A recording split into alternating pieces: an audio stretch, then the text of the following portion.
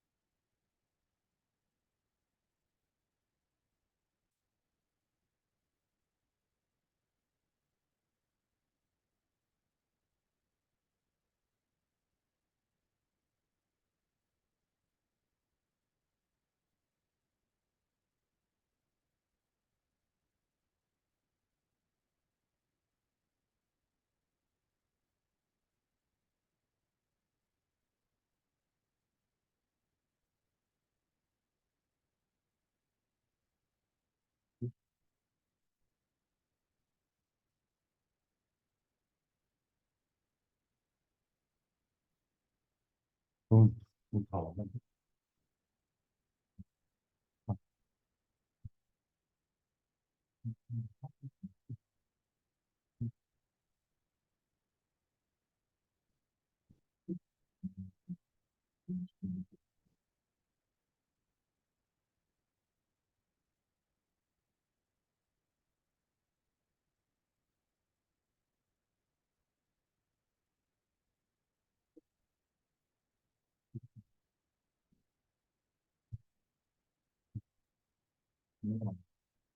한, 한, 20분 방에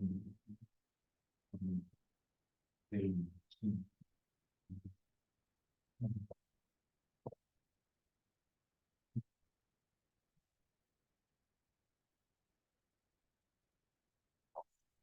네, 지금 네, 바로 시작할게요. 네, 저희 오늘 첫 세션 하기 앞서서 공지사항 몇 가지 안내해 드리고 시작하도록 하겠습니다. 네, 일단 저희 MT랑 친바 관련해서 안내사항 알려드릴게요.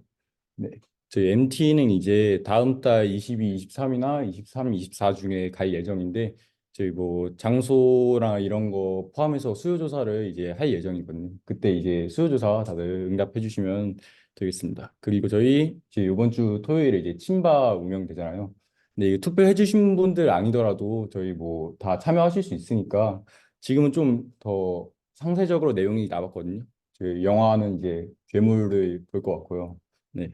이거 이제 끝나고 가볍게 하이볼과 무비 토크를 해볼까 생각하고 있으니 원하시는 분들 많이 와주시면 좋겠습니다. 그리고 이제 제 맛집 탐방 시간 정해졌고 뭐 보드게임, 뭐 축구 관람 이렇게 시간 장소 정해졌으니까 혹시 투표 안 하셨더라도 참여하실 생각 있으시면은 언제든지 말씀해 주시면은 참여해드리도록 하겠습니다. 그리고 저희가 이제 복습 스터디나 이제 세션 이런 걸 할 건데 그거에 좀 아직 낯설어 하시는 분들이 좀 계신 것 같아서 대략적으로 이제 내용을 준비를 해봤습니다.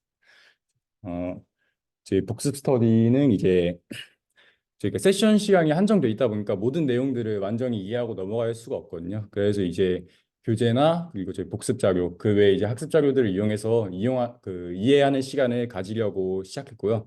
원래는 저희가 저번 학기에는 예습 스터디로 진행을 했어요. 근데 이제 특히 이번 내용은 이제 복습을 함으로써 이번 주제는 특히나 이제 계속 내용들이 연결이 되거든요. 사실 저번 내용은 다변량을 다뤘었는데 그때는 그 주차마다 좀 다른 내용을 다뤘어가지고 그래서 이제 짧은 시간 동안 그 다 나가야 되다 보니까 예습 스터디로 했는데 이제는 복습 스터디로 나가기로 했습니다. 그러다 보니까 이제 내용들이 다 연결이 되다 보니까 복습 스터디를 좀 꼼꼼히 하시는 게 중요할 것 같아요. 예를 들어서 첫 주차 뭐 당연히 들을만 하겠지만 나중에 이제 학기 중반쯤 됐으면은 복습 스터디를 꾸준히 안 했다 이러면 이제 세션 와서 멍만 때리다 갈 수가 있거든요. 그러니까 이제 네, 꼼꼼히 복습해 주시면 되겠습니다.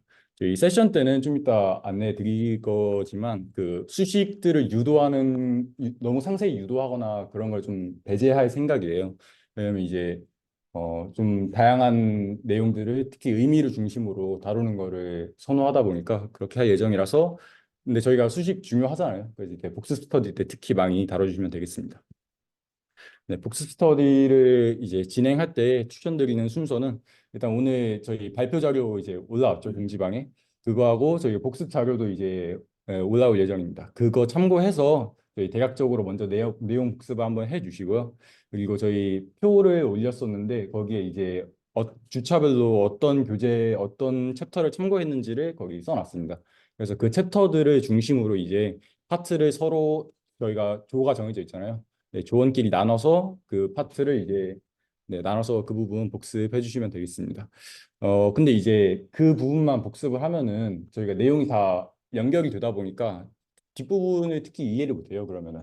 그러니까 각자 전체 파트를 복습하되 특히 자기 담당 파트는 이제 남들한테 설명을 해줄 수 있게 그렇게 해주시면 되겠습니다. 대면이나 비대면 이제 합의하에 진행하시면 될 것 같고요. 아래 보시면 책임남 하지 말라 했는데 아마 다들 그러실 것 같은데 복수 스터디를 하다 보면은 그냥 교재 내용을 쭉 읽는 경우가 있어요. 줌으로 한다던가 그러면은. 근데 그러면 사실 그 시간이 의미가 없잖아요. 저희가 이미 대충 공부를 했다는 세션을 들었다는 가정하에 하는 거다 보니까 제가 뭐 본인이 복습을 했는데 이 부분이 좀 뭐 새롭더라. 이 부분은 어떤 의미가 더 있는 것 같더라. 뭐 그런 것들을 공유하는 시간이다 보니까 네. 저희 조원들을 위해서 봉인의 언어로 자기들이 이해한 내용을 설명을 해주시는 시간을 가지면 되겠습니다. 이건 제가 저번 학기에 했던 건데요. 저희 뭐 팩터 애널리시스라는 챕터를 이제 보시면은 여기 인원들이 정해져 있죠. 저는 이거를 인원 순서를 미리 정해놓고 그걸 이제 그 예를 들어서 뭐 첫째 주차에 이제 최성님 그다음 민주님 하셨으면은 그다음에 민주님이 먼저 시작하고 이런 식으로 사이클을 돌렸거든요. 왜냐면 이게 해보시면 알겠지만 뒷부분일수록 좀 부담감이 생겨요. 왜냐면 앞부분을 확실히 이해를 하고 뒷부분을 정리해야 되다 보니까 그러니까 이제 저는 이런 식으로 했는데 꼭 이렇게 안 하셔도 되니까 참고하시라는 의미로 올려드렸고요. 여기 보시면은 교재 내용도 참고하되 이제 본인들의 언어로 좀 설명을 하는 그런 시간을 가졌으면 좋겠습니다. 네, 세션 준비가 좀 다들 막막해 하시는 것 같아서 간단하게 준비를 해봤습니다. 네, 세션 준비를 하실 때는 저희가 조금 달라진 게 원래는 예습 스터디였다고 말씀드렸잖아요. 저희는 원래 그래서 예습 스터디를 세션 준비할 때 처음에 시작하고 그다음에 이제 발표들이 준비를 했는데 저희 이제 복습 스터디로 운영되고 그리고 전주 내용이 그대로 이용이 되다 보니까 복습 스터디를 좀 일찍 시작해 주셔야 될 것 같아요. 그럼 이제 사실상 제가 권장해 드리는 거는 목요일 전에 복습 스터디를 추천드리는 건데 이건 사실 예습 스터디죠. 네, 그래서 목요일 전에 그 스터디를 한번 해주시고 그 다음에 미리미리 그 이 타임라인대로 세션을 준비해 주시면 되겠습니다. 특히 이게 시간이 좀 준비해 보시면 알겠지만 상당히 많이 걸리거든요. 그리고 또 이제 저희가 방학 동안에 월요일에 학술부장님하고 세션 준비한 내용을 피드백을 가질 예정인데 그럼 월요일까지 1차적으로 준비가 끝나야 되다 보니까 미리미리 특히 준비를 하셔야 돼요. 또 특히나 이제 준비할 때 본인이 이해를 깊게 해야 이제 이 세션을 발제를 할 수 있다 보니까 그 시간에서 저는 특히 상당히 많은 시간이 걸렸었습니다. 전 거의 4일 정도 잡았던 것 같아요. 그런 면에서는. 네, 참고해 주시면 되겠고. 네, 그리고 방학 동안은 저희가 팀 단위로 이제 발제가 진행되다 보니까 이제 사람이 많잖아요. 그래서 효율적으로 파트 분배를 해주시면은 더 좋겠습니다. 뭐 저희가 두 개로 나눠서 하다 보니까 발표자 2명, 그리고 자료 제작하는 사람 1명, 복습 자료 제작하는 사람 1명 이런 식으로 하면 좋을 것 같고요. 뭐 5명 조가 또 있는 걸로 알고 있는데 그러면 이제 발표 자료를 2명이서 제작한다던가 그러면 되겠습니다. 뭐그 편하신 대로 나누시면 되세요. 그리고 노션 정리는 이제 뭐 복습 스터디 할 때 아마 많이 쓰시겠지만 그 발제 준비할 때도 쓰시는 게 서로 도움이 될 거예요. 왜냐면 1부, 2부 나눠서 하는데 2부 사람들은 특히 1부 내용을 그 준비하는 시간이 좀 적을 수도 있거든요. 그럼 이제 일부 사람들이 준비한 내용들을 공유하면 좋다 보니까 이렇게 노션을 통해서 서로 공유하고 그다음에 이제 그때 이제 공유할 때 그 설명들을 좀 계율을 잘 써놓으면은 이거 자료 만들 때도 상당히 도움이 됩니다. 저는 그래서 공부를 거의 4일을 하고 발표 자료는 거의 3시간 안에 만들었던 것 같아요. 근데 이거 전 좀 극단적인 케이스니까 참고만 하시고. 네. 발표 구성할 때 좀 참고를 드리면은 뭐 당연히 깊은 수준의 내용이 필수적이겠고요. 발표 흐름은 참고만 하시면 되겠는데 저는 이 순서를 추천드립니다. 네. 처음에 모티베이션 이걸 왜 하는지 이게 무슨 의미가 있는지를 한번 간략하게 다뤄주시고 그 다음에 어떤 흐름으로 진행되는지를 한번 소개하고 그 다음에 자세한 원리로 들어가서 하면은 훨씬 듣기 좋은 발표가 될 것 같아요. 처음부터 자세한 원리를 깊게 다루다 보면은 이게 일단 그림이 와닿지가 않고 상당히 좀 지루해질 수 있으므로 그렇게 해주시면 좋겠습니다. 그리고 아까 말씀드렸다시피 수식 유도하고 증명하는 부분은 이제 세션 발표 때는 언급만 해주시고 나머지 이제 복습 자료로 첨부해 주시면 될 것 같아요. 그리고 이제 많은 분들이 특히 동인 파트를 계속 공부하다 보면은 이게 굉장히 쉬운 것 같은 느낌이 들 수도 있거든요. 네, 좀 함정이고, 네. 모든 학회원들이 다 잘 이해할 수 있을 거라는 보장이 없어요. 예를 들어서 뭐 MLE를 하더라도 통계학과 사람들한테 당연히 기본적인 내용이지만 누구한테는 그렇지 않을 수도 있거든요. 그럼 이제 MLE가 뭐 함의하는 내용을 담아준다던가 한 줄로 그렇게 해주시면 좋겠습니다. 그리고 저희 이제 좀 이따 학술부장님이 두 개 다 발표를 해주실 거다 보니까 그거를 가이드라인으로 해주시면 될 것 같아요. 그리고 저희 리허설, 뭐 피드백 이런 걸 할 건데, 네, 어, 네, 뭐 시간이 너무 길어지면 곤란하니까 그 시간 내로 잘 될 수 있을지 그리고 뭐 발표 내용이 괜찮은지를 이제 학술부장님하고 상의해보는 시간을 가질 예정입니다. 복습 자료를 제가 몇 번 언급드렸는데 수록하실 내용은 이제 저희가 발제를 준비할 때 교재만 쓰는 게 아니고 아마 이해가 안 되시면은 블로그나 뭐 위키피디아나 이런 거 좀 참고하신 경우가 좀 있을 거예요. 그런 것들이 이제 저희가 학회원들이 복습할 때 편하라고 넣는 내용이다 보니까 그 다 담아주셔도 좋을 것 같고요. 이제 만약에 여력이 되시면은 전체 내용을 한번 흐름 요약해 주면은 더 나중에 복습할 때 도움이 될 것 같습니다. 그래서 이제 깃허브 아까 구글 폼을 올렸는데 이제 저희가 발표 자료하고 복습 자료, 뭐 예를 들어서 코드를 또 쓰면은 코드 자료들을 이제 깃허브에 업로드할 예정입니다. 이거 업로드 하려면은 저희가 초대를 받아주셔야 돼서 좀 이따 이메일 오늘 내로 그 조사한 거 답해 주시면은 초대해 드리고 그거 받아주셔야겠습니다. 그래서 이제 저희 템플릿을 공지방에 또 올렸는데 어, 네. 이 템플릿을 활용해 주셔서 발제해 주시면은 아마 훨씬 편하게 이용하실 수 있을 것 같아요. 네, 공지사항은 여기까지 하고 이제 학술부장님 발표 시작하도록 하겠습니다.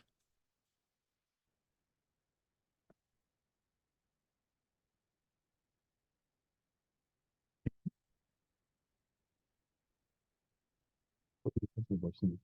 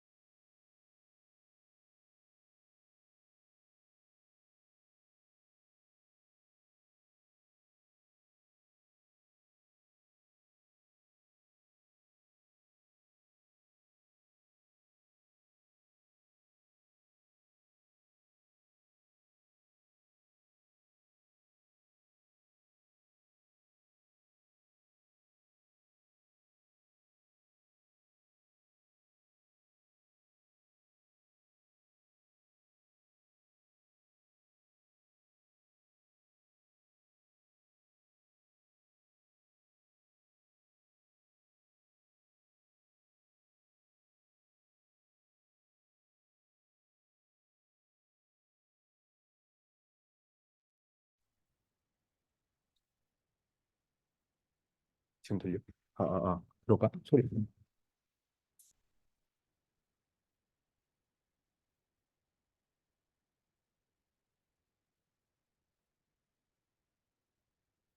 아, 아, 아.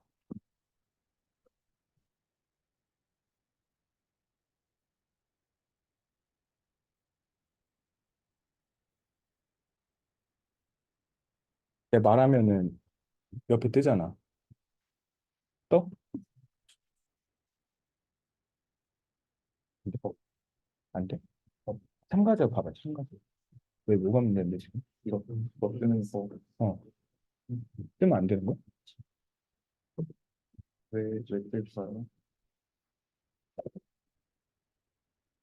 아, 저 비디오.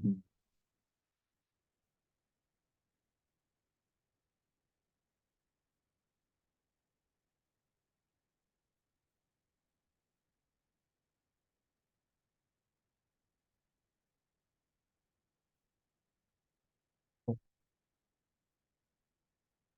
여기 나 때문에 뜨는 거 같은데? 어,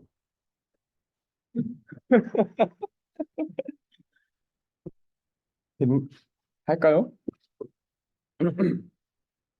시작하겠습니다.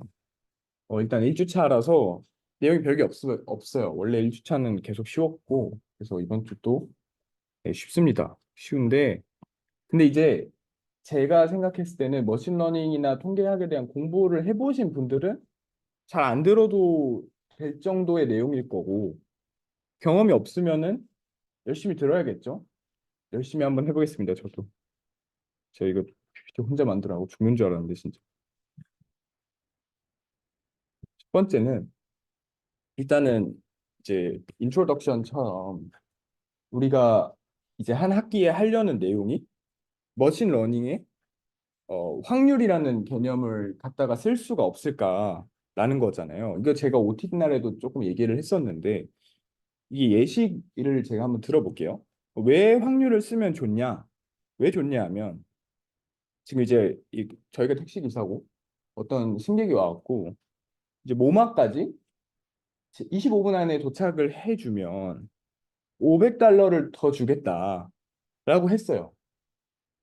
그래서 내비에다가 이렇게 찍어봤더니 첫 번째 경로는 19분으로 뜨고 두 번째 경로는 22분으로 뜨죠. 내비에 보통 이런 식으로 뜨잖아요. 그러면은 우리가 일반적으로 생각을 하기에는 당연히 19분 걸리는 경로로 선택을 하는 게 맞는데 이제 알고 보니까 19분 걸리는 경로가 변동성이 엄청 클 수도 있잖아요. 그러니까 저 길이 교통체증이 이제 생겼다가 안 생겼다 그게 이제 굉장히 큰 길일 수도 있고 근데 반대로 22분 길은 조금 돌아가지만 차가 별로 안 막혀서 뭐 언제 가도 22분쯤 걸리는 그런 길일 수도 있단 말이에요. 근데 우리의 목표는 어쨌든 25분 안에만 도착을 하면 되는 거니까 이 확률 분포까지 살펴봤을 때 25분 내에 도착할 확률은 22분짜리 경로를 선택했을 때가 더 크다는 거죠. 근데 우리가 일반적으로 뭐 내비게이션도 마찬가지고 어떤 것을 예측을 해주는 것들을 보면은 그냥 저렇게 포인트 프리딕션 결과만 나오잖아요. 딱 값만 주어지잖아요. 이럴 거야 라고. 근데 사실은 우리가 확률까지 알 수 있다면은 좀 더 이제 더 많은 정보를 알 수 있겠죠. 쉽게 얘기를 하면. 그래서 이제 이번에는 좀 더 머신러닝과 관련된 예시를 가지고 왔는데 이제 왼쪽 친구와 오른쪽 친구를 구별하는 바이너리 클래시파이어가 있다고 해볼게요. 그러면 우리가 고전적인 그 머신러닝의 일반적인 클래시파이어들은 뭐 예를 들어서 로지스틱 리그레션이나 SVD가 아닌데 제가 잘못 적었네. SVD가 아니라 저 이름 기억이 어쨌든 기억이 잘 안, 갑자기 깜빡해서 앞에 나오니까 머리가 하얘져갖고 어쨌든 그리고 딥러닝은 아니란 결과물을 이제 리턴을 해주죠. 아까 내비게이션의 사례처럼 어떤 확률을 주는 게 아니라 이럴 것 같은데 이것만 준단 말이에요. 그래서 얘네들의 문제점은 뭐냐면 만약에 얘네들은 어떤 것이든 답을 내려고 해요. 그러니까 예를 들어서 이 모델이 학습한 거는 이 첫 번째 여성과 두 번째 여성인데 누가 봐도 둘 다 아닌 이 새로운 친구를 갖다가 집어넣으면은 아, 왼쪽 여자에 좀 더 가까운 것 같은데 하고 얘가 왼쪽 여자다라는 결과물을 반환을 한다라는 거죠. 근데 실제로는 둘 다 아니죠. 그래서 이런 것들을 어떻게 하면 해결을 할 수 있을까라고 해서 이제 통계학에 가면은 이제 베이지안적인 방법이 있습니다. 베이지안이라는 방법을 사용을 하게 되면은 우리가 불확실성이라는 것을 퀀티파이를 해서 표현을 할 수가 있게 되는데, 예를 들어 보자면 이게 위에 있는 게 아까 본 일반적인 모델이 있고요. 아니, 둘 다 베이지안인데 왼 위에 거 같은 경우에는 실제로 모델이 학습했던 사례가 들어왔죠. 그러니까 보면은 이 왼쪽 사람일 확률이 훨씬 크게 나와요. 그래서 이 경우에는 답이 둘 중 하나가 맞으니까 사실 아무 문제가 없는데, 이제 밑에처럼 모델이 학습한 적이 없는 사람의 사진이 들어와 버리면 답이 없는 게 정답이잖아요, 실제로는. 그래서 이 아까 봤던 이런 일반적인 클래시파이어는 둘 중 누구다라고 틀리더라도 답을 무조건 낸단 말이에요. 근데 아까 말했듯이 베이지안 방법을 사용을 해버리면은 그 uncertainty, 불확실성을 갖다가 얘가 고려를 할 수 있기 때문에 보면은 왼쪽 그 아까 그 여성일 확률과 오른쪽 여성일 확률이 굉장히 이제 요동치는 모습을 볼 수가 있죠. 그게 무슨 뜻이냐면 둘 다 아닐 것 같다라고 우리가 사람이 보기에는 해석을 할 수가 있다는 거죠. 그래서 이 어떤 머신러닝 모델의 베이지안 뷰포인트를 도입을 하면 우리가 불확실성을 갖다가 좀 처리를 할 수 있지 않을까라는 것이 저희의 목표입니다. 한 학기의 목표이고. 그래서 이제 조금 더 한번 내용을 들어가 보겠습니다. 내용을 들어가 보면 어, 회귀 분석에 대한 내용인데요. 회귀 분석을 이제 커브 피팅이라고도 말을 하는데, 약간 머신러닝적 관점으로는 이제부터 저희가 약속을 하나 하면은 x랑 t가 이제 인풋 데이터고요. t가 거기에 해당하는 이제 타겟 데이터, 그러니까 y 값이라고 생각하시면 될 것 같아요. y 값이라고 하면은 우리가 이 점이 찍혀 있잖아요. 파란 점들이 x1, t1, 여기가 이제 뭐 x1, t1, x2, t2 이런 식으로 점을 딱딱딱딱 찍은 거죠. 그럼 이 점을 갖다가 표현을 해주고 싶어요. 선으로. 이 점들을 표현을 해줄 수 있는 선을 찾고 싶은데, 그게 이제 어렵게 얘기하면은 이 데이터를 학습을 시켜서 이 데이터를 잘 표현해 줄 수 있는 모델을 찾는다라는 것과 같은 말인 거죠. 그래서 우리가 결론적으로 하고 싶은 게 뭐냐면, 그렇게 모델을 딱 찾아갖고 선을 잘 찾아갖고 어떠한 새로운 x 값이 들어왔을 때 그때 t 값이 얼마냐라는 거를 우리가 예측하려는 게 저희 목표라고 한번 해봅시다. 그래서 우리가 어떠한 모델로 이러한 다항회귀식 폴리노미얼 커브를 잡았어요. 모양을 보면은 뭐 한 3차식쯤 돼 보이죠?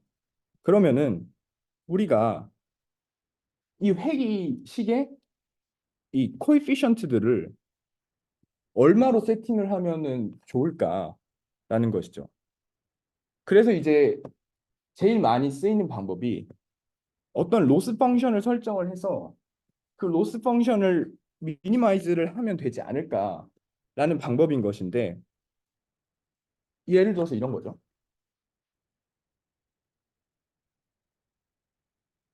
이게 이제 yxn, w가 우리가 찾은 모델에다가 x 값을 넣었을 때 그 모델을 바탕으로 한 y 값이고, 이 t 값은 실제 값인 거죠. 왜냐하면 지금 우리가 훈련 데이터는 그 트레이닝 셋은 우리가 타겟 변수값까지 다 아니까 그래서 둘 다 아니까 이제 저렇게 계산을 할 수 있겠죠. 그러면은 만약에 얘랑 얘가 똑같으면은 똑같으니까 0이 나와 버리겠죠. 그런 식으로 해서 이거를 다 빼서 제곱을 한 다음에 다 합쳐요. 그래서 우리가 이거를 로스 펑션이라고 정의를 해도 문제가 없겠죠. 이제 SS이라는 거는 그 sum of squared error라고 해서 에러의 제곱합이다. 그래서 이게 이제 에러의 제곱의 합이다. 그거고요. 2분의 1은 뒤에 나올 내용이 있어서 계산 편의성을 위해서 붙였습니다. 왜냐하면 사실 있든 없든 상관없으니까. 그래서 이거를 최소화하는 W를 구해보면 되지 않을까? 라는 게 이제 W의 그 코에피션트를 찾는 기본적인 방법이고, 그러면 이제 몇 차식으로 할지는 어떻게 정할까라고 한다면 우리가 이제 W 이 스타라는 거를 그래서 아까 본 그 로스 펑션을 최소화할 수 있는 W로 갖다가 잡은 거예요. 그럼 이 상태에서 저희가 새로운 그 통계량을 도입을 할 건데 그게 뭐냐면 이 RMS라는 겁니다. 근데 이 RMS라는 게 뭐냐면 로스 펑션을 n 데이터의 개수로 나눠서 루트를 씌워준 거예요. 그럼 이제 사실은 그렇구나 하고 넘어갈 게 아니라 왜 n으로 나누며 왜 루트를 씌우냐가 중요한 거잖아요. n으로 나누는 이유는 예를 들어서 저희가 모델 여러 가지를 비교를 하고 싶어요. 근데 첫 번째 커브는 뭐 10개의 데이터를 갖다가 훈련을 시켰고 두 번째 커브는 뭐 10,000개의 데이터를 갖다가 훈련을 시킨 거예요. 근데 하나하나에서 발생하는 오차가 10개짜리가 훨씬 크고 10,000개짜리는 훨씬 작은데 10,000개나 되니까 아무리 작은 게 오차가 작아도 그게 10,000개나 서메이션이 돼버리니까 실제로 그 아까 본 EW 값은 굉장히 클 수도 있잖아요. 그래서 n으로 나누는 이유는 그러한 데이터의 개수가 다른 것들도 비교를 할 수 있게끔 하기 위해서이고 그다음에 이제 루트를 씌우는 이유는 아까 보면은 이제 t를 이제 뺀 다음에 제곱이 됐잖아요. 스퀘어드가 됐으니까 그러면은 쉽게 말하면 단위가 달라져 버리잖아요. 그래서 루트를 씌워서 그런 에러와 t의 스케일을 동일하게 해서 측정을 하기 위해서 루트를 씌운다라는 것이죠. 그래서 이거를 왜 도입을 했느냐라고 한다면 결국에는 아까 이 식을 보면 알겠지만 이, 이 RMS 값이라는 것도 이 안에 있는 에러가 크면 결국 얘도 증가를 할 수밖에 없는 그런 구조잖아요. 그러면은 우리가 RMS라는 거를 한 이유는 결국에 뭐다? M이라는 거를 그러니까 그 몇 차식으로 할 건지 그 몇 차가 M 차인데 M을 이제 다양하게 해봤을 때 그럼 서로 다른 모델을 우리가 가진 거니까 원래는 비교가 안 됐는데 그냥 로스 펑션 아까 그 sum of squared 로스 펑션으로는 이 RMS로는 비교를 할 수 있게 된 거죠. 서로 다른 모델도. 그래서 이제 하다 보니까 어느 순간 이 RMS 값이 확 뛰는 경우가 있죠. 그러면 여기는 여기서부터 문제가 생겨버리는구나 라고 저희가 판단을 내릴 수가 있다는 것이죠. 그래서 그러면은 언제가 가장 옵티멀 값이겠어요, M으로서? 이렇게 전체적으로 보면 쭉 내려오다가 여기서 팍 뛰잖아요. 여기가 옵티멀 값이겠죠. 그러면 저 값으로 뭐 여기가 대충 한 8이라고 하면은 8처럼 하면은 적절하겠구나 라는 것이죠.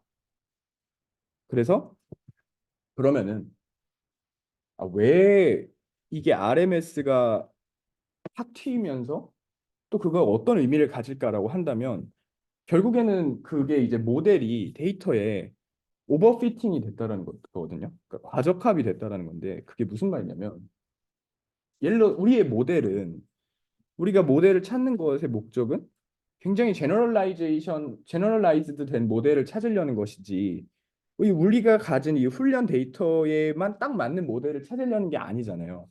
그래서 우리가 모델을 딱 찾았는데 예를 들어서 이 M이 9일 때 구차 방식을 보면은 굉장히 이 훈련 데이터에 있어서는 설명이 정확하죠. 왜냐하면 이 선이 모든 파란 점을 다 지나가 주니까.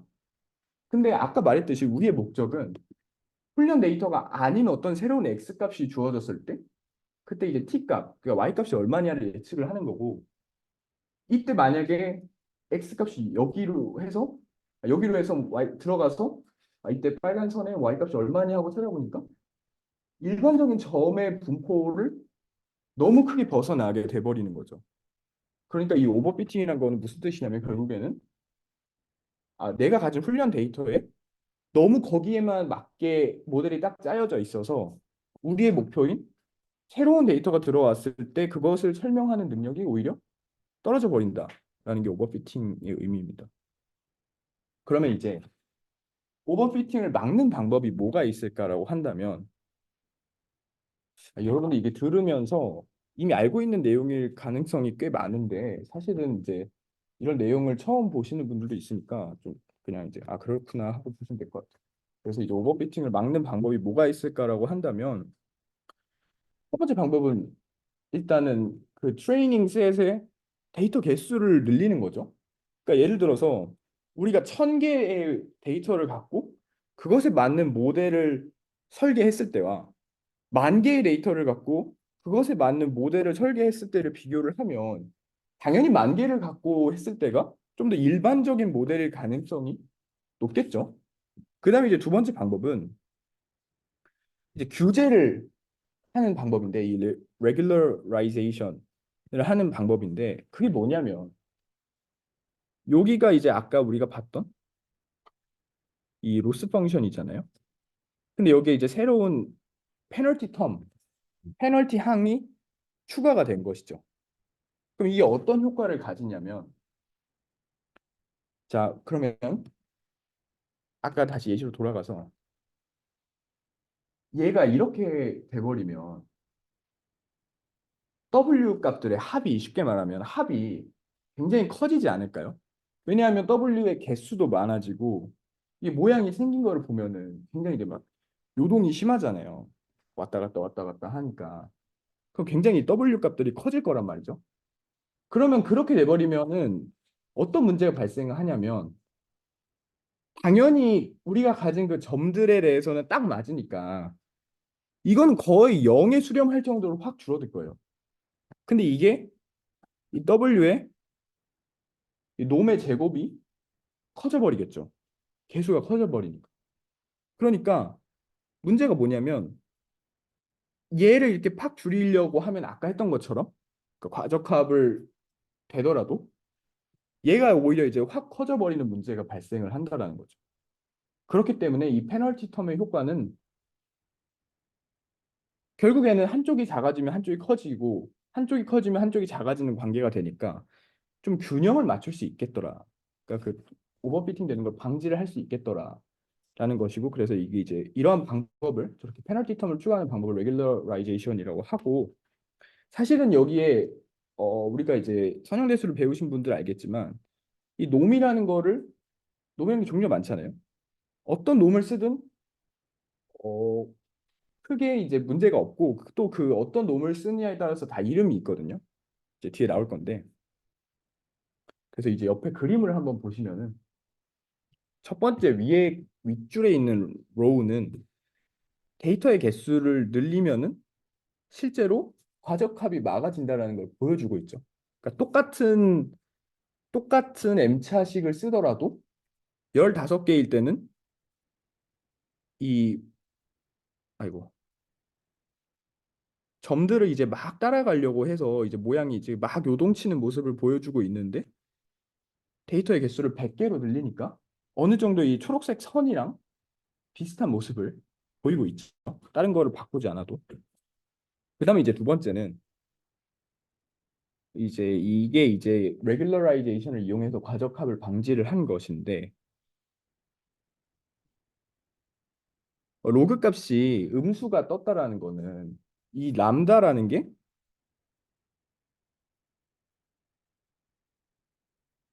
0과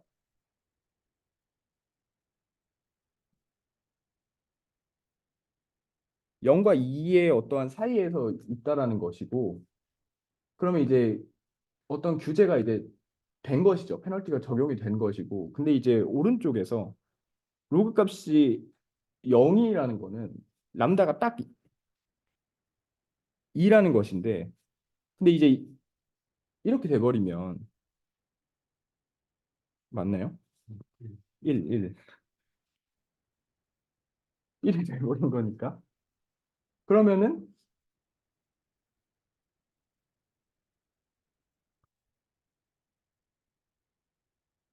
헷갈리네.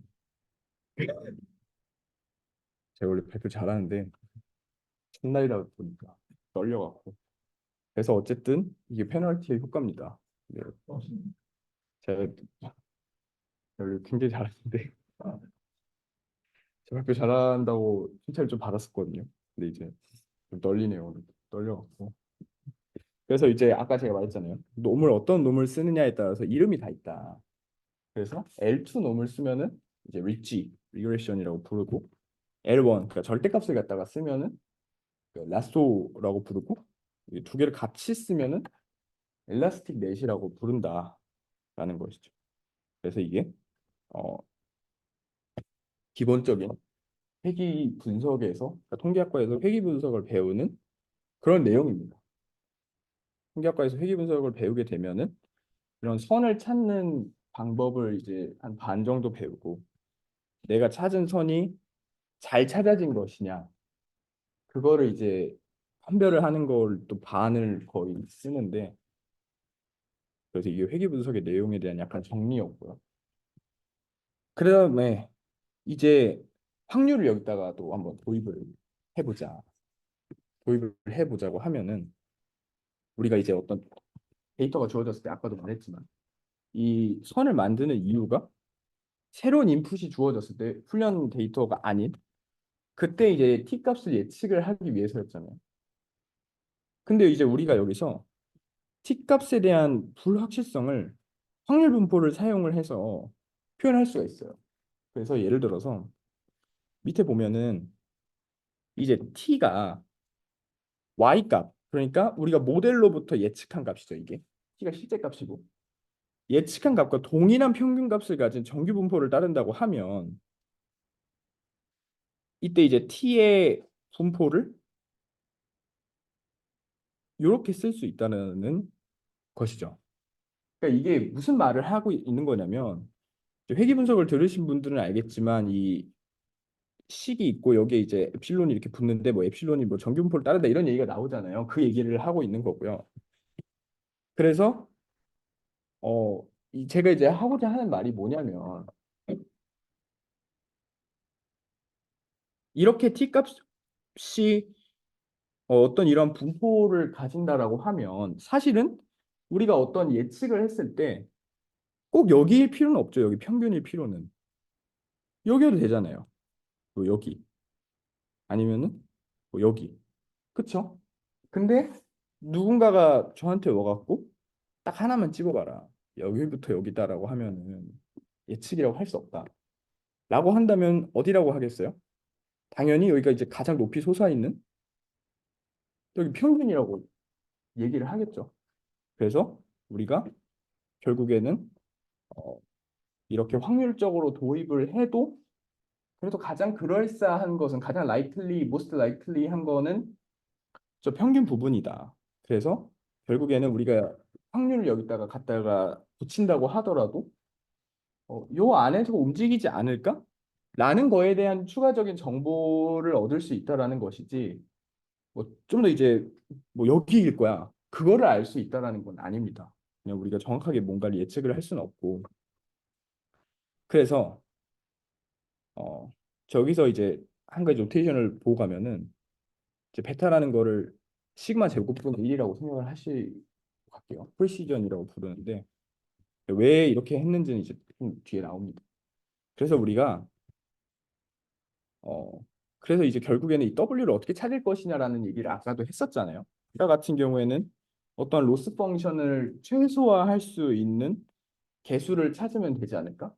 그러니까 첫 번째로 우리가 배운 방법이었고 두 번째로 배운 방법은 이제 일반적으로 통계학에서 제일 많이 쓰이는 방법이 이제 ML이라는 내용인데요. MLE를 사용을 해서 W를 찾을 수도 있지 않을까라는 내용입니다. 그러면은 일단 이 MLE에 대한 이해를 조금 이제 하고 가면은 이 그림을 한번 보면은 자 점들이 우리가 가진 데이터가 저 1, 4, 5, 6, 9 이렇게 찍혀 있어요. 점들이. 그러면은 저 점들은 이 정규분포 두 종류가 있잖아요. 빨간색 정규분포가 있고 파란색 정규분포가 있는데 어떤 정규분포에서 나왔을 가능성이 높을까요? 어디서 나왔을 가능성이 높을까요? 네, 빨간색에서 나왔을 가능성이 더 높다라는 것이죠. 왜 그런가 하고 봤더니 뭐 쉽게 생각하면 이런 거죠. 이 빨간색을 보면은 당연히 이 높은 쪽에서 이쪽 부분에서 나올 확률이 더 높을 거 아니에요. 그럼 빨간색 입장에서 봤을 때는 1은 요쯤에서 나왔고 9도 뭐 요쯤에서 나왔고 4, 5, 6은 제일 나올 가능성이 높은 여기서 나왔어. 라고 우리가 이해를 할 수가 있는 거고 근데 파란색 입장에서 보면은 여기가 이제 가장 많이 나올 법한 구간인데 거기서 나온 거는 9밖에 없고 1, 4, 5, 6은 저 끝에서 나왔다라는 거가 약간 약간 조금 안 그럴 것 같잖아요. 이게 ML입니다. 안 그럴 것 같다가 ML이에요, 실제로. 왜냐하면 그러면 ML을 어떻게 찾느냐라는 게 이제 나오는데 이제 참고로 이제 정규분포가 이렇게 정규분포의 식이 이렇게 생겼다라는 걸 참고를 하시고 우리가 T가 이 각각의 점들이 정규분포를 따른다고 아까 우리가 가정을 했잖아요.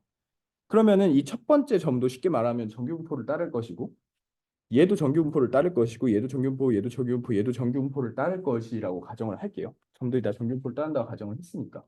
근데 이제 그 상태에서 얘네가 다 독립적이라고 가정을 하면 우리가 이거를 IID라고 하거든요. IID. 그러니까 independent 하면서 identically distributed. 똑같은 분포를 따른다. 맞죠? 왜냐면 정규 분포를 모두 따르고 독립이라고 가정을 해버리면 그러면 이 상태에서 얘도 정규 분포를 따르고 그럼 쉽게 말하면은 얘도 요 식을 따른다는 거죠. 요 식을. 그럼 얘도 정규 분포를 따니까 요 식을 따르고 얘도 이 식을 따르고 얘도 이 식을 따르고 얘도 이 식을 따른다라는 건데 그러면은 우리가 결국에는 독립적이니까 우리가 이제 고등학교 때 배운 내용이 독립적이면은 고등학교 때 배웠나? 확률 두 개의 조인트 디스트리뷰션이 그러니까 그 결합 분포가 그냥 곱한 것과 같다라는 내용을 저는 배웠던 것 같은데 예 그래서 어쨌든 그런 내용을 배우잖아요. 그래서 이거를 얘네들의 조인트 디스트리뷰션이 쉽게 말하면 다 독립적이니까 그냥 다 곱하면 된다라는 것이죠. 곱하면 된다는 거고 그 다음에 이제 우리가 계산의 편의성을 위해서 여기다가 자연 로그를 씌울 것인데 왜 하필 로그를 씌우냐라고 한다면 이제 로그라는 친구는 이제 모노토닉 인크리징 그러니까 그 계속 증가만 하는 A이기 때문에 여기다가 그리고 또 로그의 장점은 곱해져 있는 거를 더하기로 바꿀 수가 있잖아요. 그러니까 예를 들어서 로그 A 곱하기 B는 로그 A 더하기 로그 B로 변환이 되니까 이러한 곱하기를 또 더하기로 바꿀 수 있다라는 것과 그 다음에 이제 항상 증가만 하기 때문에 어떤 것을 갖다가 다른 함수를 집어넣어서 합성함수처럼 만든다고 해도 걔의 이제 증가 감소 요 경향이 변동이 안 되기 때문에 이 로그로 갖다가 쓰는 테크닉을 굉장히 많이 씁니다. 그래서 저희가 이 곱한 거를 likelihood라고 하고 거기다 로그를 씌웠으니까 로그 likelihood겠죠. 그래서 이제 씌워봤더니 이렇게 됐더라 라는 내용인 거죠. 이렇게 됐더라. 그래서 그러면은 여기서 보면은 우리가 결국에는 W를 찾고자 하는 건데 끝에 두 개는 W랑 관계가 없죠. 얘는 생각을 안 해도 돼요. 관계가 없으니까. 그러면은 첫 번째 텀만 보면 되겠죠. 그러면은 우리가 어떤 생각을 할 수 있냐면 얘가 각각의 확률들의 합이잖아요. 조인트 디스트리뷰션이잖아요. 그러면은 얘네를 우리가 가장 이제 키우고 싶은 거죠. 맥시마이즈를 하고 싶은 거죠. 왜? 왜 맥시마이즈를 하고 싶냐? 이게 별게 아니라 지금 뭐를 표현한 거냐면 수식으로 이 빨간 선과 파란 선 중에 뭐가 더 그럴싸하냐? 그거를 이 likelihood라는 게 그럴싸한 거를 표현한 함수고 그걸 이제 최대화시키고 싶은 것이죠. 그래서 우리가 결국에는 그러면 우리가 아까 로스를 최소화하는 거를 W의 최저값이라고 찾으면 되지 않을까와 이 likelihood 펑션의 로그를 씌운 거를 최대화하면은 그게 최저값 아닐까? 라는 거가 결국 동치다 라는 얘기가 된다라고 볼 수 있다는 것이죠. 그래서 결국에는 이게 이제 빨간 선과 파란 선 중에 빨간색이 가장 그럴싸하니까 빨간색이 맞는 것 같아. 그거를 지금 어렵게 얘기를 하고 있는 거예요. 결국에는. 그래서 이 방법을 ML이라고 하고 왜 ML이냐면 가장 M, most, L, likely estimate 가장 그럴싸한 값이다 라고 해서 제가 아까 말한 거랑 똑같죠? 가장 그럴싸한 놈이 얘인데 그러니까 걔로 추정값을 정한다. 그러니까 결국에는 다 지금 똑같은 얘기를 계속 반복을 하고 있는 거죠. 그러면은 언제 최대가 되느냐를 어떻게 찾죠? 미분을 하면 되겠죠. 미분을 해서 걔가 0이 될 때를 찾으면 되겠죠.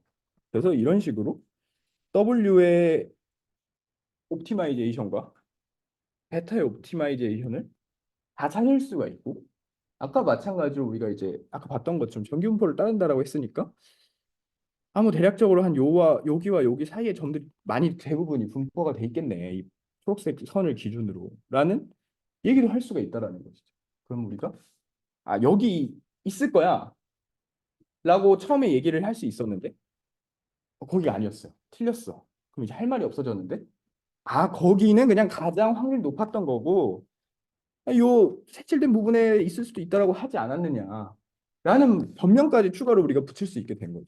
확률을 도입을 함으로써. 그래서 이게 일반적으로 우리가 통계학과에서 배우는 내용을 조금 더 배운 거고요. 그다음 이제 베이즈와 관련된 내용인데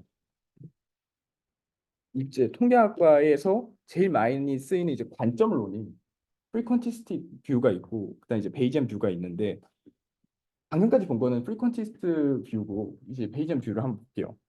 그래서 이제 베이지안은 이제 사실은 토요일에 저희가 한번 오잖아요. 그때 이거에 대한 얘기를 좀 더 이제 자세히 해보면 좋지 않을까라는 거를 계획을 하고 있기 때문에 일단은 그렇구나 하고 들으시면 될 것 같고 일단 제일 핵심이 되는 거는 요 식입니다. 요 식. 근데 이 식이 뭔가 하고 보면은 사실 고등학교 때 배운 내용이에요. 이게 베이즈 공식이라고 하나요? 한국어로. 베이즈 공식인데 이게 보면은 이제 조건부 확률이라는 것이 어떻게 정의가 되냐라고 한다면 px 기분 y라고 하면은 그 조인트를 y로 나누는 거잖아요. 그럼 이거를 보면은 이 분자가 결국에는 d와 w의 조인트가 될 거고 분모는 d니까 이렇게 쓰여지는 건 굉장히 당연한 얘기죠. 그래서 요 식이 이거 당연한 것 같은데 이게 왜 또 얘기를 하냐라고 하실 수도 있지만 사실 이게 이러한 관점에 굉장히 중요한 식이다. 그래서 한번 살펴보면은 우리가 이름을 한번 붙여줄게요. 이제 얘를 포스테리어라고 하고 이제 얘를 라이클리후드라고 하고 이제 얘를 프라이어라고 하는데 이 식을 보면은 이 포스테리어라는 애가 라이클리후드와 프라이어의 곱에 비례한다라는 걸 알 수 있죠. 근데 이제 이렇게 생각을 할 수 있는 게 분모가 있는데 비례를 한다고 보는 게 맞느냐라고 얘기를 할 수도 있어요. 근데 사실은 이 분모에 나오는 요 PD는 이 분자를 갖다가 이 적분을 해서 찾아질 수 있는 친구이기 때문에 그냥 분자만 갖다가 놓고 비례한다라고 생각을 해도 괜찮을 것 같습니다. 쉽게 생각을 하면. 그러면 이제 용어들은 알았고 그럼 이 베이지안 관점은 일반적으로 우리가 통계학 하면 생각하는 그 프리퀀티스트 뷰랑 뭐가 다르냐라는 거를 알 수 있는 게 이 오른쪽 예시예요. 오른쪽 예시를 보면은 이 베이지안들은 이 사실은 이 계속해서 우리가 새로운 정보가 들어왔을 때 내가 가진 생각을 업그레이드를 계속 돌린단 말이에요. 그러면 당연히 쉽게 얘기를 하면 우리가 정보가 하나 들어올 때마다 계산을 매번 다시 해야 된다는 거죠. 쉽게 얘기를 하면. 그래서 잘 안 쓰이다가 컴퓨터가 발전을 해서 그 계산을 실제로 할 수 있게 되니까 그 수많은 계산을 이제 최근에 이제 많이 쓰이는 거고 저희 이제 부회장 형님이 엄청난 베이지안이거든요. 이제 프리퀀티스트를 혐오하시는 분이신데 죄송합니다. 그래서 그래서 이제 오른쪽 예시 한번 볼게요. 그러면 둘의 차이가 뭐가 있느냐라고 한다면 저희가 동전을 세 번 딱 던졌어요. 동전을 세 번 던졌는데 다 앞면만 나온 거예요. 그러면은 우리가 동전을 한 번 던지는 거는 이제 베르누이 분포 아니면 좀 쉽게 얘기하면 그 우리 고등학교 때 배운 이항 분포를 따르잖아요. 이거 아니면 저거고 확률은 2분의 1이고 그쵸? 그러면은 우리가 근데 이제 대부분이 아시는 게 이제 이항이니까 이항 분포를 한번 생각을 해볼게요. 이렇게 있을 때 이 친구도 이제 모수라고 부르거든요. 모수? 파라미터? 그럼 이 P가 얼마일까를 찾고 싶은 거예요. 그럼 당연히 2분의 1 아니야? 동전. 근데 그렇게 생각할 수도 있는데 모른다고 가정을 하고 보면은 프리퀀티스트들이 쓰는 방법이 아까 말했던 ML이에요. 가장 그럴싸한 거를 갖다 쓰는 게 ML이잖아요. 그럼 보면은 그 프리퀀티스트 입장에서 ML을 구하면은 아니 지금 내가 가지고 있는 게 세 번 구했는데 세 번 던져봤는데 다 앞면만 떴어요. 그러면은 프리퀀티스트들은 앞면 나올 확률이 1인가 보다 라고 추측을 한다라는 거죠. 근데 사실은 이게 MLE의 그러한 개념을 생각해 봤을 때는 이게 틀린 답이지만 그럴싸하죠. 왜냐하면 저희가 동전을 세 번 던져봤는데 계속 앞면만 뜨면은 가장 그럴싸한 거는 계속 앞면만 뜨나 보다라고 답하는 거잖아요. 그래서 프리퀀티스트들은 ML이라는 방법을 이용을 해서 이 앞면이 뜰 확률 P를 추정을 하면 1이라고 대답을 할 거예요. 근데 이제 틀렸죠. 다 알잖아요. 이게 틀렸다는 걸. 근데 이제 이 베이지안 어프로치는 그러니까 아까도 계속 말했지만 베이즈라는 거를 이용을 하면 불확실성을 갖다가 내포를 할 수가 있다. 그러니까 쉽게 말하면 틀릴 수도 있을 것 같은데를 계속 생각을 한다라는 거죠. 그러니까 일은 좀 아닐 것 같은데? 라는 판단을 내리겠죠. 베이지안들은. 예. 그래서 조금 더 한번 살펴보면 이거는 사실은 이 내용은 3주차 때 자세히 나올 거기 때문에 지금 그렇구나 라고 하시면 됩니다. 그래서 이 내용이 무슨 내용이냐면 우리가 아까 프리퀀티스트들은 어떤 방법을 썼죠? MLE를 썼잖아요. 가장 그럴싸한 거를 갖다가 개로 추정을 해야겠다. 그게 ML이었는데 베이지안들은 MAP를 쓴다는 거죠. 포스테리어 값을 최대로 할 때를 갖다 써야겠다. MAP. 약간 대응된다고 생각을 하시면 될 것 같고. 근데 이제 맥시멈 포스테리어의 약자가 MAP여서 A가 어떻게 나왔나라고 해서 찾아봤더니 맥시멈 포스테리어더라고요. 진짜입니다. 여러분 아, 재미가 없으신가? 그래서 그러면은 똑같은 내용을 계속 한번 해볼게요. 우리가 여태까지 했던 게 ML이라는 방법을 사용해서 최적화된 그 계수값들 W를 추정을 하는 게 여태까지 했던 거라면 이번에는 이제 MAP라는 거를 이용을 해서 한번 찾아보자 라고 해서 찾았더니 이렇게 나왔어요. 왜 얘가 됐냐는 나중에 보면 됩니다. 나중에 3주차 때. 근데 이게 어디서 많이 아까 본 모양 아닌가요? 이게 결국에는 보면은 우리가 얘를 지금 최대화 시켜야 되잖아요. 그렇죠? 그냥 맥시멈이니까. MAP 맥시멈이잖아요. 근데 지금 보면은 다 마이너스를 달고 있으니까 우리가 이 마이너스를 떼면 요렇게 될 건데 요렇게 될 건데 그럼 반대로 얘를 최소화 시키면 되겠죠? 근데 이 모양이 어디서 많이 봤던 것 같은데 하고 살펴보면은 아까 이 레귤러라이제이션을 걸었던 그 로스 펑션과 똑같이 생겼죠, 생긴 게. 왜냐하면 이 W 트랜스포즈 곱하기 W가 이 놈의 제곱이니까 이 이너 프로덕트가. 그래서 결국에는 뭐다? 베이즈에서 쓰는 MAP라는 것으로 개수를 추정을 했더니 우리가 처음에 배웠던 그 규제를 걸었던 로스 펑션과 동일하게 나왔더라 라는 것이죠. 그러면 우리가 어떤 생각을 할 수 있겠어요? 베이지안들이 쓰는 방법을 쓰면은 오버피팅에 조금 더 강점을 갖겠구나 라는 것이죠. 왜냐하면 처음에 우리가 요 텀을 갖다가 쓴 이유가 오버피팅을 막기 위해서였는데 베이지안 방법대로 따라가 보니까 그냥 자연스럽게 얘가 나왔잖아요. 그러면은 얘네들이 쓰는 방법을 갖다 쓰면은 약간 오버피팅의 강점을 갖겠구나. 근데 결론적으로 말하고 싶은 거는 그 머신러닝의 관점에서 로스 펑션을 최소화하는 W를 찾나 아니면 프리퀀티스트의 관점에서 MLE 값을 찾나 아니면 베이지안 관점에서 MAP를 찾나 결국의 결과가 다 비슷하죠. 이게 튀어나왔다는 거 말고는. 그래서 결론적으로 사실은 다 같은 곳으로 어떤 관점을 갖다가 시작을 해도 다 수렴을 한다라는 내용을 알 수가 있겠고요.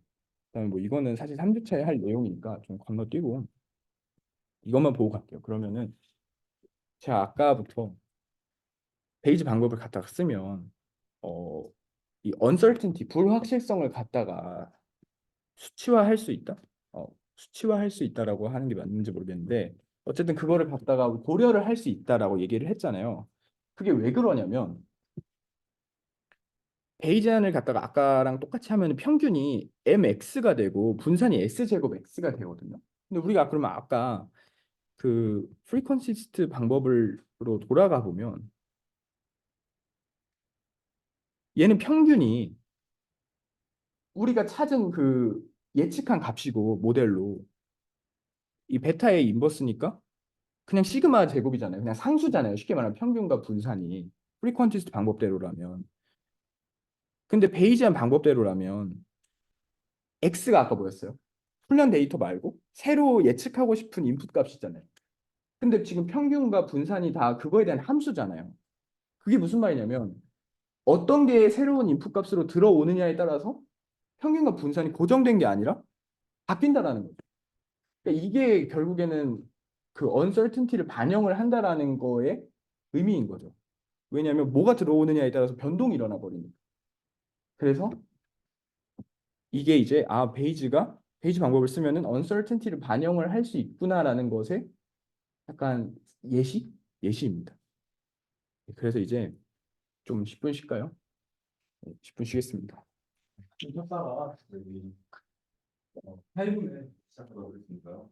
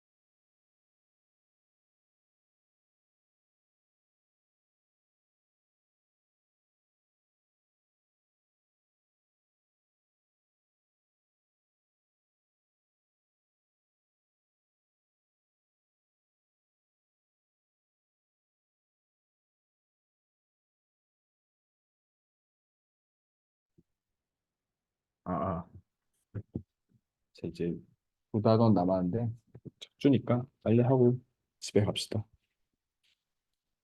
아, 그리고 시작하기 전에 그가 MLE를 most likely라고 했다고 MLE가 뭔 약자인지도 모르는 거 아니냐라고 음해를 하시는 어떤 회장분이 계시던데 전 쉽게 설명을 하려고 한 거고요. most maximum likelihood나 most likely나 똑같지 않습니까? 의미적으로? 아니 이번에 통계학과 아니신 분들이 많아서 나름대로 쉽게 한다고 한 건데 그런 그런 것도 모르지 않습니다. 약자. 빨리 할게요. 그래서 그래서 아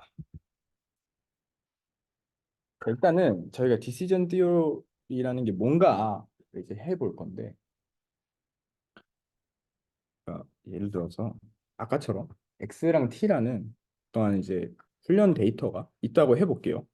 그럼 우리가 만약에 목표가 리그레션 그러니까 예측이라면 T가 이제 연속적인 값이겠죠. 아까 우리 선 이렇게 찾는 거 생각을 해보시면 이제 만약에 분류라면 클래스겠죠. 그러니까 뭐 예를 들어서 고양이나 강아지냐를 이제 분류를 한다고 하면은 어떤 동물 사진이 이거 아니면 저거 이렇게 이산적이죠. 저희 디스크리트 할 거고 그러면은 우리가 x랑 t의 저 px, t라는 이 결합 분포를 찾을 수만 있다면 uncertainty에 대한 이제 이게 사실 끝이죠. 더 이상 볼 게 없어요. 완벽한 거죠. 왜 그러냐면 예를 들어서 개나 고양이 사진 뭐 분류를 예시로 든다면 어떤 뭐 개 사진이 들어왔어요. 근데 개이면서 x가 개인 거죠. 그러니까 t 개이면서 개일 확률이 뭐 0.6이다. 뭐 개이면서 고양이일 확률이 0.4다. 그러니까 사실은 우리가 얼마나 불확실하냐라는 거에 대한 정보 끝이죠, 이걸로. 결합 분포만 알 수 있다면 사실 그거는 다 끝난 거예요. 할 필요가 없는 거고. 근데 사실은 우리가 어떤 훈련 데이터로부터 저 px, t라는 조인트 디스트리뷰션을 찾아내는 게 그걸 이제 인퍼런스라고 하는데 매우 어려운 일입니다. 그거는 거의 이제 엄청 힘든 일이고 근데 이제 실전에서는 데이터의 완전한 분포를 찾을 수가 없죠. 왜냐하면 우리가 일단 이유들이 여러 가지 있는데 뭐 가진 데이터도 한정적이고 계산도 엄청나게 많이 필요하고 그럼 우리가 어떤 거를 할 수 있냐면 약간 이런 패턴이 좀 있는 것 같아. 뭐 예를 들어서 개랑 고양이를 비교를 했는데 개랑 고양이가 어떤 차이가 있죠? 귀가 이렇게 쫑긋 솟아 있으면 고양이고 약간 축 처져 있으면은 안 그런가요? 개인 것 같다라고 예를 들어서 어떤 모델이 판단을 한다고 하면은 약간 그런 식으로 패턴을 좀 찾아내서 완벽하진 않아도 어느 정도의 인퍼런스는 할 수 있지 않을까. 그게 이제 디시전 티어리의 주제인데 이 오른쪽 예시를 한번 볼게요. 그럼 우리가 엑스레이 사진을 딱 보고 이 환자 암이 있다를 판단을 한다고 해볼게요. 그러면은 암이 T가 0이면은 암이 존재를 한다라고 그런 의미이고 T가 1이면은 암이 없다라는 의미라고 하고 이제 그러면 T가 0인 애들은 C1이라는 클래스에 이제 보내고 T가 1인 애들은 그러니까 암이 없는 친구들은 C2라는 클래스에 이제 보낸다고 하면 이제 우리가 베이즈 디오렘이 이렇게 생겼다는 거 알잖아요. 그거 봤으니까. 그러면 우리가 PC1이 무슨 뜻이냐라고 한다면은 환자의 암이 존재할 경우에 대한 PC2는 환자의 암이 없을 경우에 대한 그런 프라이어 디스트리뷰션이죠. 그러니까 아까 얘를 이제 프라이어라고 한다고 제가 얘기를 했죠. 그 이름. 그러면은 우리가 봤을 때 수학적이거나 막 통계적인 이 얘기를 안 하더라도 상식적으로 사실 딱 봤어요. 근데 이 사람 암일 확률이 한 60%쯤 되고 암이 아닐 확률이 한 40%쯤 돼 보인다라고 하면은 뭐를 고르는 게 합리적이에요? 암이 있다라고 판단하는 게 합리적이잖아요. 그게 더 확률이 높으니까.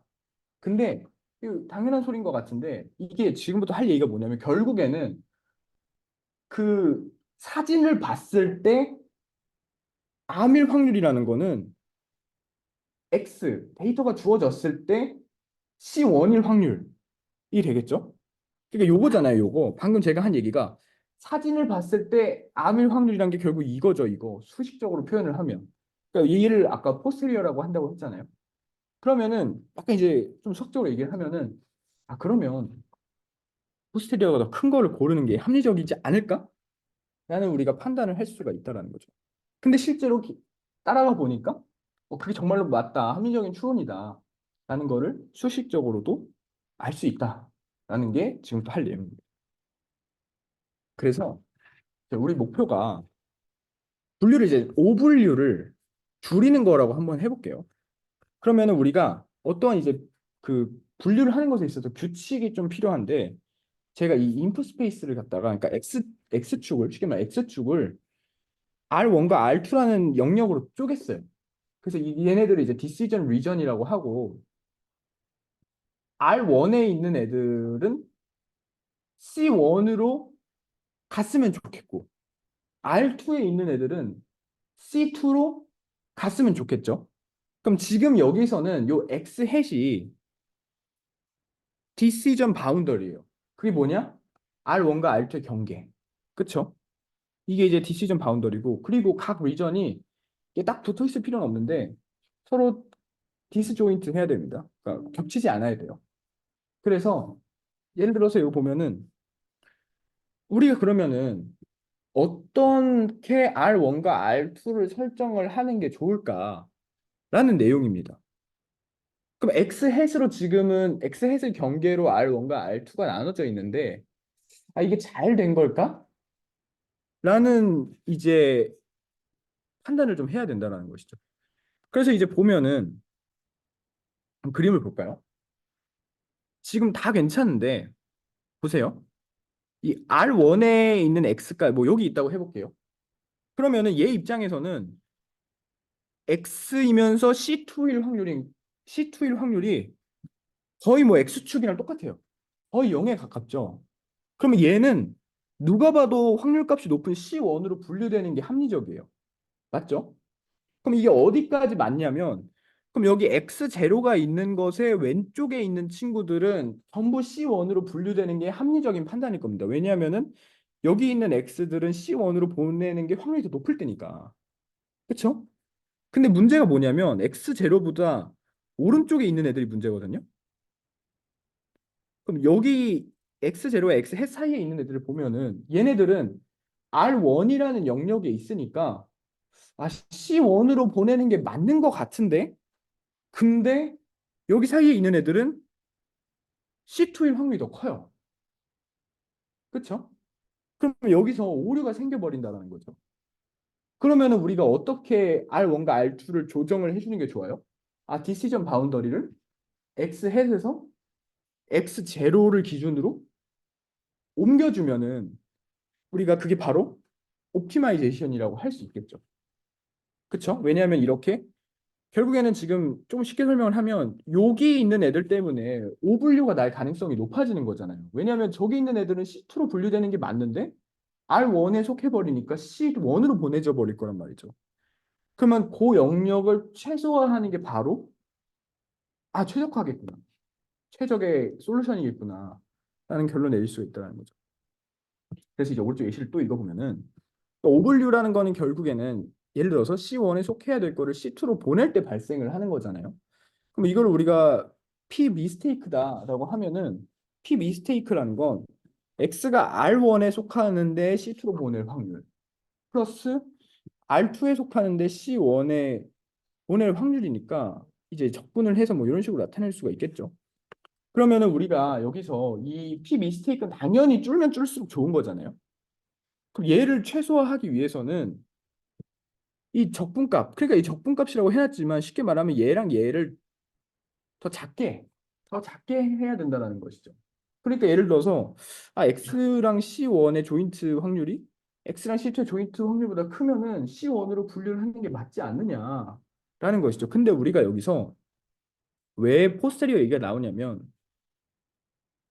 이렇게 쓸 수 있잖아요. 이렇게 조건부 확률 그 내용에 의해서 그러면은 보면은 여기 K가 1이든 2든 그러니까 C1이든 C2든 PX 요거는 공통적으로 있잖아요. 그러면 공통적인 건 사실 우리가 고려를 안 해도 되는 거잖아요. 다 있으니까.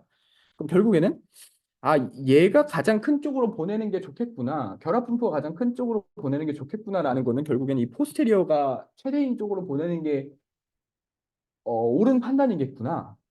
라는 것이죠. 그래서 아, 왜 조인트 디스트리뷰션 얘기를 하다가 자꾸 포스테리어가 나오냐라고 하면은 얘는 공통 부분에서 생략을 할 수 있기 때문이다. 그래서 포스테리어를 갖다가 설명을 해도 된다라는 내용이고요. 그래서 이번에는 방금 같은 경우에 R1, R2, 그러니까 바이너리 했잖아요. 클래스가 K개가 있다라고 하면은 이번에 우리가 P 코렉트라는 거를 어떻게 정의를 할 거냐면 1에서 P 미스테이크를 뺀 거라고 정의를 해볼게요. 괜찮죠? 그럼 우리가 P 미스테이크를 최소화하고 싶은 거니까 결국엔 그거는 P 코렉트를 최대화하는 거랑 동일한 의미이겠고 그럼 이거는 어떻게 계산을 할 수 있어요? RK에 속하는 게 CK, 그러니까 여기에 그 인덱스가 똑같이 되는 애들의 합이 P 코렉트겠죠. 그렇죠? 그러면은 여기 위에 여기 식에서 이 PX, CK가 가장 큰 클래스로 보내는 게 P 코렉트를 최대화하는 방법이겠죠. 예를 들어서 어떤 X라는 데이터가 주어졌는데 C1일 확률과 C2일 확률, 뭐 C3일 확률이 있다고 하면 얘가 1등, 2등, 3등이라고 하면 C1으로 분류를 하는 게 맞지 않겠느냐라는 것이죠. 그래서 이것도 결국에는 이렇게 이항적이지 않고 여러 개의 클래스가 있다고 하더라도 앞에서 우리가 얘기한 내용이 그대로 적용이 될 수 있겠구나라는 내용인 것이죠. 그렇고요. 그 다음에 이번에는 우리가 어떠한 로스 펑션은 아까 했던 거랑 이제 다른 건데 이름이 겹치니까 코스트 펑션이라는 거를 이제 함수를 갖다가 도입을 해서 이 로스를 한번 최소화해보자라는 관점으로 가볼게요. 그러면은 CK가 정답인데 X가 CJ로 분류되었다고 해볼게요. 근데 K랑 J가 같을 수도 있어요. 그거는 모르고. 그러면 이때 발생할 수 있는 로스를 이렇게 행렬로 나타낼 수가 있다라는 거예요. 그래서 이 행렬의 각각의 엔트리 값과 확률들을 곱해서 싹 다 더해져 버리면 이게 평균 로스다. 얘를 최소화하자라는 게 이 내용입니다. 이게 이제 이해가 잘 안 되실 건데 예를 들어 보자면 오른쪽으로 한번 봐볼게요. 자, 우리가 암 환자를 진단을 하는데 네 가지 판단이 있어요. 첫 번째는 암이 없는 사람을 없다고 판단한 거고 두 번째는 있는 사람이 있다고 판단한 거예요. 이거는 잘한 거죠. 아무 문제가 없는데 이제 문제가 뭐냐면 이 첫 번째 암이 없는 환자를 있다고 해버린 거예요. 근데 이제 두 번째는 있는 환자를 없다고 해버린 거예요. 그럼 뭐가 더 문제예요? 두 번째가 더 문제죠. 왜냐하면 제가 암이 없는데 의사가 저한테 암이 있다고 해서 제가 항암을 받았어요. 뭐 머리털은 좀 빠지겠지만 죽진 않겠죠. 근데 암이 있는 환자를 없다고 해버려 갖고 그 사람이 방치가 돼버리면 그 사람은 어느 날 급사를 할 수도 있잖아요.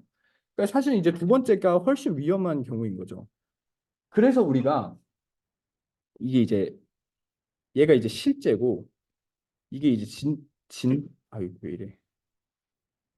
이게 이제 진단이라고 하면은 이게 로스 매트릭스인 거예요. 아까 얘기를 했던. 그래서 보면은 아니 암 환자를 암 환자로 진단한 거랑 노멀 환자를 노멀 환자로 진단을 한 거는 로스가 0이죠. 왜? 문제가 없으니까.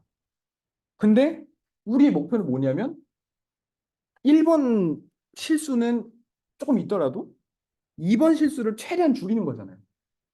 그러니까 이 우리가 여기다가 이쪽 실수일 때의 로스의 1000배나 되는 값을 배정을 해준 거예요. 그러니까 이 로스 매트릭스는 어찌 보면은 우리가 어떻게 판단을 하고 싶냐에 따라서 저희가 임의로 정하는 거죠. 그러면 이렇게 행렬을 해서 이거를 이제 최소화해줘. 그러니까 요 평균 로스를 최소화해줘라고 한다면은 기계 입장에서는 요 확률이 뭐 엄청 크게 되더라도 요거를 조금이라도 줄인다면 전체적인 로스가 줄 거 아니에요. 그러니까 그 모델 입장에서는 최대한 이거를 줄이는 방향으로 두 번째 오류를 줄이는 방법으로 좀 자기가 이제 학습을 하겠죠. 그쵸? 그래서 이 로스 매트릭스라는 게 왼쪽 게 이제 말이 어렵지만 결국에는 내가 이제 줄이고 싶은 부분에 로스는 이제 그 가중치를 크게 설정을 함으로써 더 이제 많이 줄일 수 있다. 그런 내용이고요. 별거 없죠. 그 다음에 이제 하나만 더 얘기하면은 이제 이 로스 펑션, 코스트 펑션이라고 하는데 이거를 갖다가 유틸리티 펑션이라고 해서 걔를 최대화하자라고 설명을 한 책도 있거든요. 근데 로스 펑션에다가 마이너스를 붙이면 유틸리티 펑션입니다. 됐죠? 그러면 로스 펑션을 최소화하는 것과 유틸리티 펑션을 최대화하는 건 사실상 똑같은 말을 하고 있는 거죠. 이제 책마다 다르다 이름이 그 얘기고. 그래서 우리가 이제 지금까지 한 게 뭐냐면 아까 이 x가 주어졌을 때, 그러니까 어떤 데이터가 주어졌을 때 얘가 k번째 클래스에 속할 확률이 1보다 확 작은 거예요. 아니면은 이 조인트 디스트리뷰션이 다 유사해. 그러면 분류 오류가 발생을 하죠. 그러니까 무슨 말이냐면 이게 내가 봤을 때는 k번째 클래스로 가는 게 맞는데 이 확률이 너무 작은 거예요. 아니면은 C1으로 보내질 확률과 C2로 보내질 확률이 비슷한 거죠. 그러면은 오류가 그러면 발생을 하겠죠. 왜냐면 어디로 보내야 될지 잘 모르겠으니까. 그럼 이게 결국에는 우리가 아까 했던 용어를 갖다가 설명을 하면 uncertainty가 높다. 그러니까 불확실성이 높다라고 할 수가 있겠죠. 그러면은 우리가 그 모델에게 어떤 얘기를 시킬 수 있겠냐면 너가 봤을 때 확실한 거는 판단을 해. 근데 잘 모르겠으면 하지 마. 라고 얘기를 할 수가 있잖아요. 그게 리젝트 옵션입니다. 그런 옵션이. 그러니까 예를 들어서 아까 그 암 환자 얘기를 계속 가면 확실한 거는 AI가 판단을 하고 불확실한 거는 남겨놔라. 그건 이제 의사 그 교수들이 판단을 하겠다라는 게 예시가 될 수 있겠죠. 그게 이제 리젝트 옵션이고 그럼 우리가 실제 모델에서 리젝트 옵션이라는 거 어떻게 구현을 할 수 있을까라고 한다면 이 세타라는 이 트레스홀드를 설정을 해서 구현을 할 수가 있습니다. 예를 들어서 세타가 1이에요. 그럼 여긴 거죠. 자, 요렇게. 그러면은 확률은 가장 커봐야 1이잖아요. 그러면 지금 세타 이하가 되면은 판단을 유보하라고 했는데 그럼 어떤 확률도 다 1 이하일 거니까 세타가 1이라는 건 뭐예요? 어떤 것도 판단 네가 내리지 말라라는 거죠. 사람이 할 테니까. 근데 만약에 K의 클래스가 있다고 할 때 그럼 여기 같은 경우에 이제 두 개니까 2분의 1이겠죠. K분의 1이. 2분의 1인데다가 선을 이렇게 줘버리면 어떤 것도 리젝티드 되지 않겠죠. 그쵸? 그러면은 그러면 만약에 우리가 인계값을 K의 클래스가 있을 때 K분의 1보다 작게 설정을 한다면 어떤 것도 유보가 되지 않겠고 그러니까 지가 알아서 모든 거를 다 판단을 내리겠구나 라는 것입니다. 별거 없죠. 그다음에 이제 이게 빨리 해야 됩니다. 그럼 이제 우리가 분류 문제는 크게 두 단계로 나눌 수 있는데요. 첫 번째는 이제 인퍼런스 스테이지고 두 번째는 디시전 스테이지가 있어요. 인퍼런스 스테이지는 뭐냐면 학습 데이터를 갖다가 P, CK 기분 X가 요쯤 되지 않을까라는 거를 추정을 하는 거고 인퍼런스를 하는 거고 두 번째는 걔네를 갖다가 새로운 게 들어왔을 때 얘는 C1이 확률이 더 높다 그럼 C1을 보내는 거죠. 그게 이제 결정을 내리는 단계고 그러면은 이 두 가지 스테이지를 이용을 하긴 하는데 어떻게 이용하느냐에 따라 세 가지 모델로 나눌 수가 있는데요. 첫 번째는 제너러티브 모델인데 얘는 뭐냐면 하지만 할게요. 얘도 찾고요. 얘도 찾아요. 그러면 얘도 찾을 수가 있겠죠? 그러니까 찾을 수 있는 확률을 다 찾는 게 제너러티브 모델입니다. 이게 한국어로 생성 모델이잖아요. 생성 모델이라는 게 뭔가 하고 살펴보면은 이제 막 그림을 그려줘 하면은 그림 그려주는 게 생성 모델이잖아요. 그럼 왜 얘를 갖다가 생성 모델이라고 부르냐라고 하면은 얘는 결국에는 우리가 찾을 수 있는 확률을 다 찾는다는 거는 확률이란 건 결국 분포잖아요. 얘는 데이터들의 분포를 찾는 거예요. 그러니까 이 생성 모델이 뭔가 어떤 거를 생성을 할 수 있는 이유는 뭔가가 들어왔을 때 데이터들 분포가 이러니까 얘도 뭐 분포상에서 요쯤에 위치하겠지. 그러면 그것에 대한 여기쯤 위치한 애들 결과가 이랬으니까 이러겠지.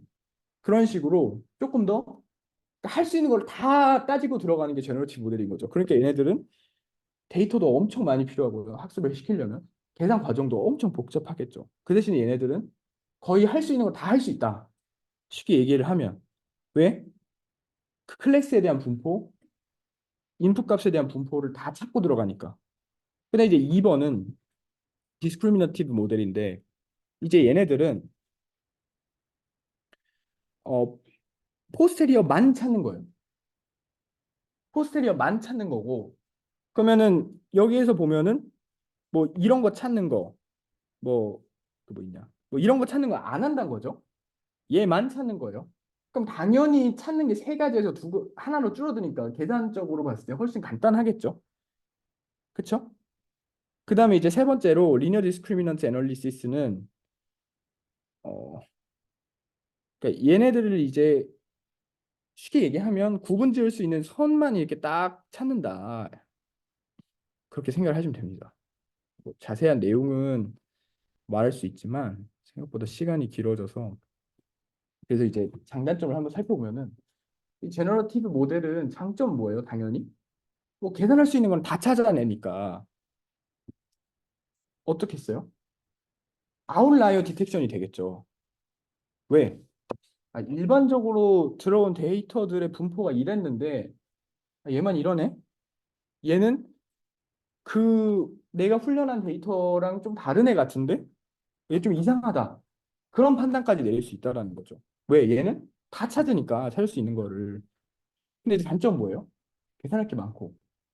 그 다음에 데이터도 많이 필요하다. 아까 얘기했던 거죠. 근데 이제 두 번째 얘는 포스리어만 찾는 거라고 했는데 이거 이제 장점은 계산적으로 더 간단하다라는 거고 단점은 이상치 탐지가 어렵고 미싱 데이터도 찾기가 어렵고 데이터 분포에 대한 이해도 부족해지겠죠. 이게 무슨 내용이냐면 예, 이 밑에 그림을 보시면 이해가 될 건데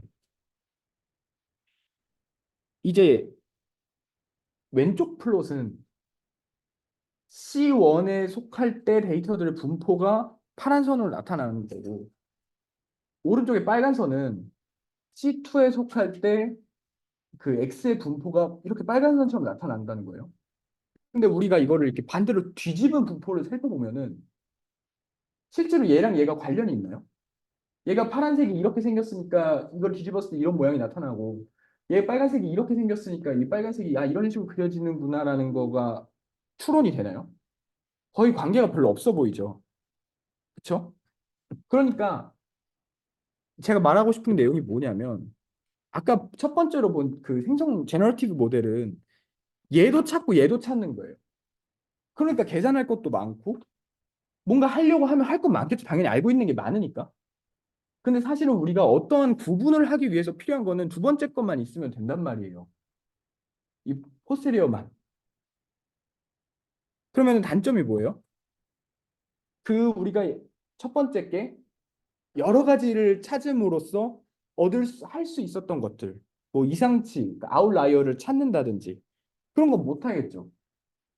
대신에 이렇게 구분하는 이 디시전 리전을 딱 찾는 거에는 뭐 문제될 거 없다. 원래 목표인 클래시피케이션은 할 수 있다라는 것이죠.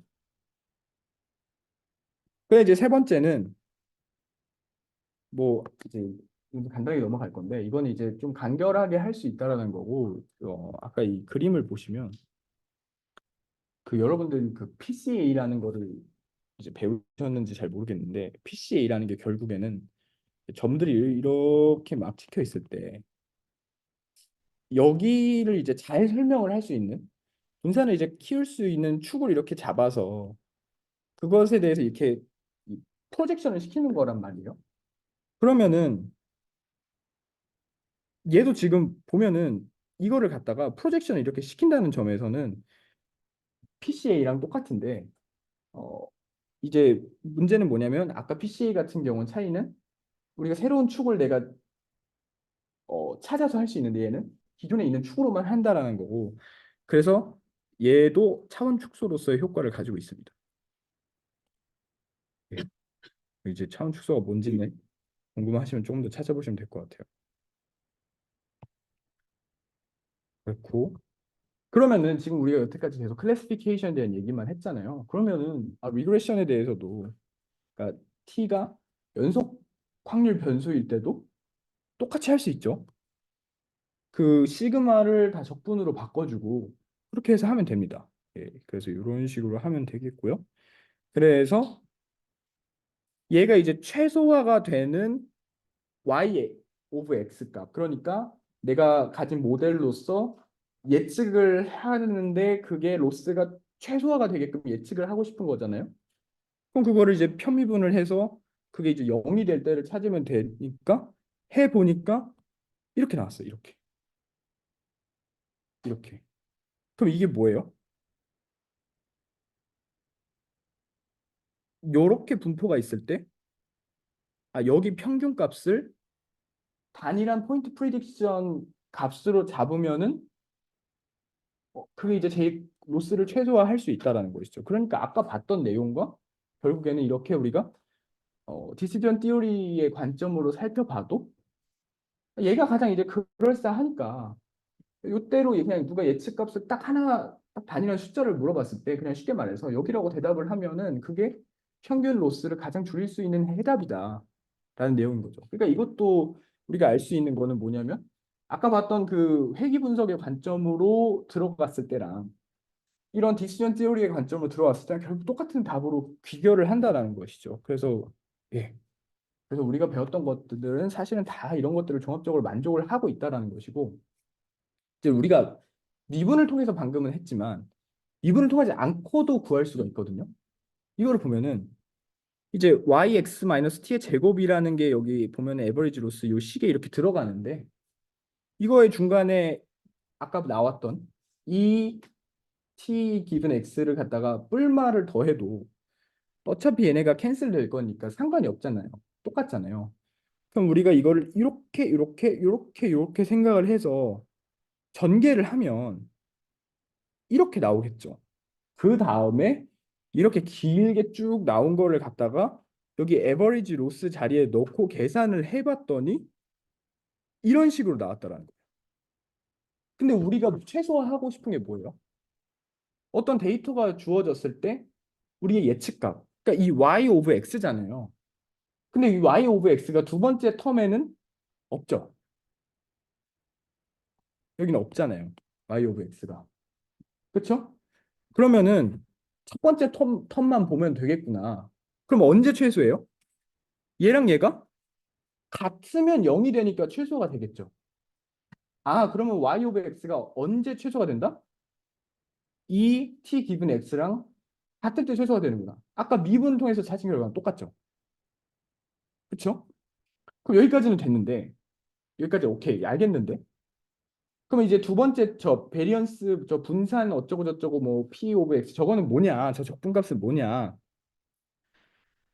저거는 우리가 만약에 이 y 오브 x랑 이 t 기분 x가 똑같다고 둬서 여기가 이렇게 날아간다고 해도 얘는 안 사라지잖아요. 그럼 얘는 어떤 의미를 가지냐면 우리가 이거를 생긴 거를 잘 보면 분산을 갖다가 x가 주어졌을 때 분산을 갖다가 x의 확률을 곱해 버리니까 결국에는 우리가 이걸 이런 식으로 생각을 할 수가 있단 말이에요.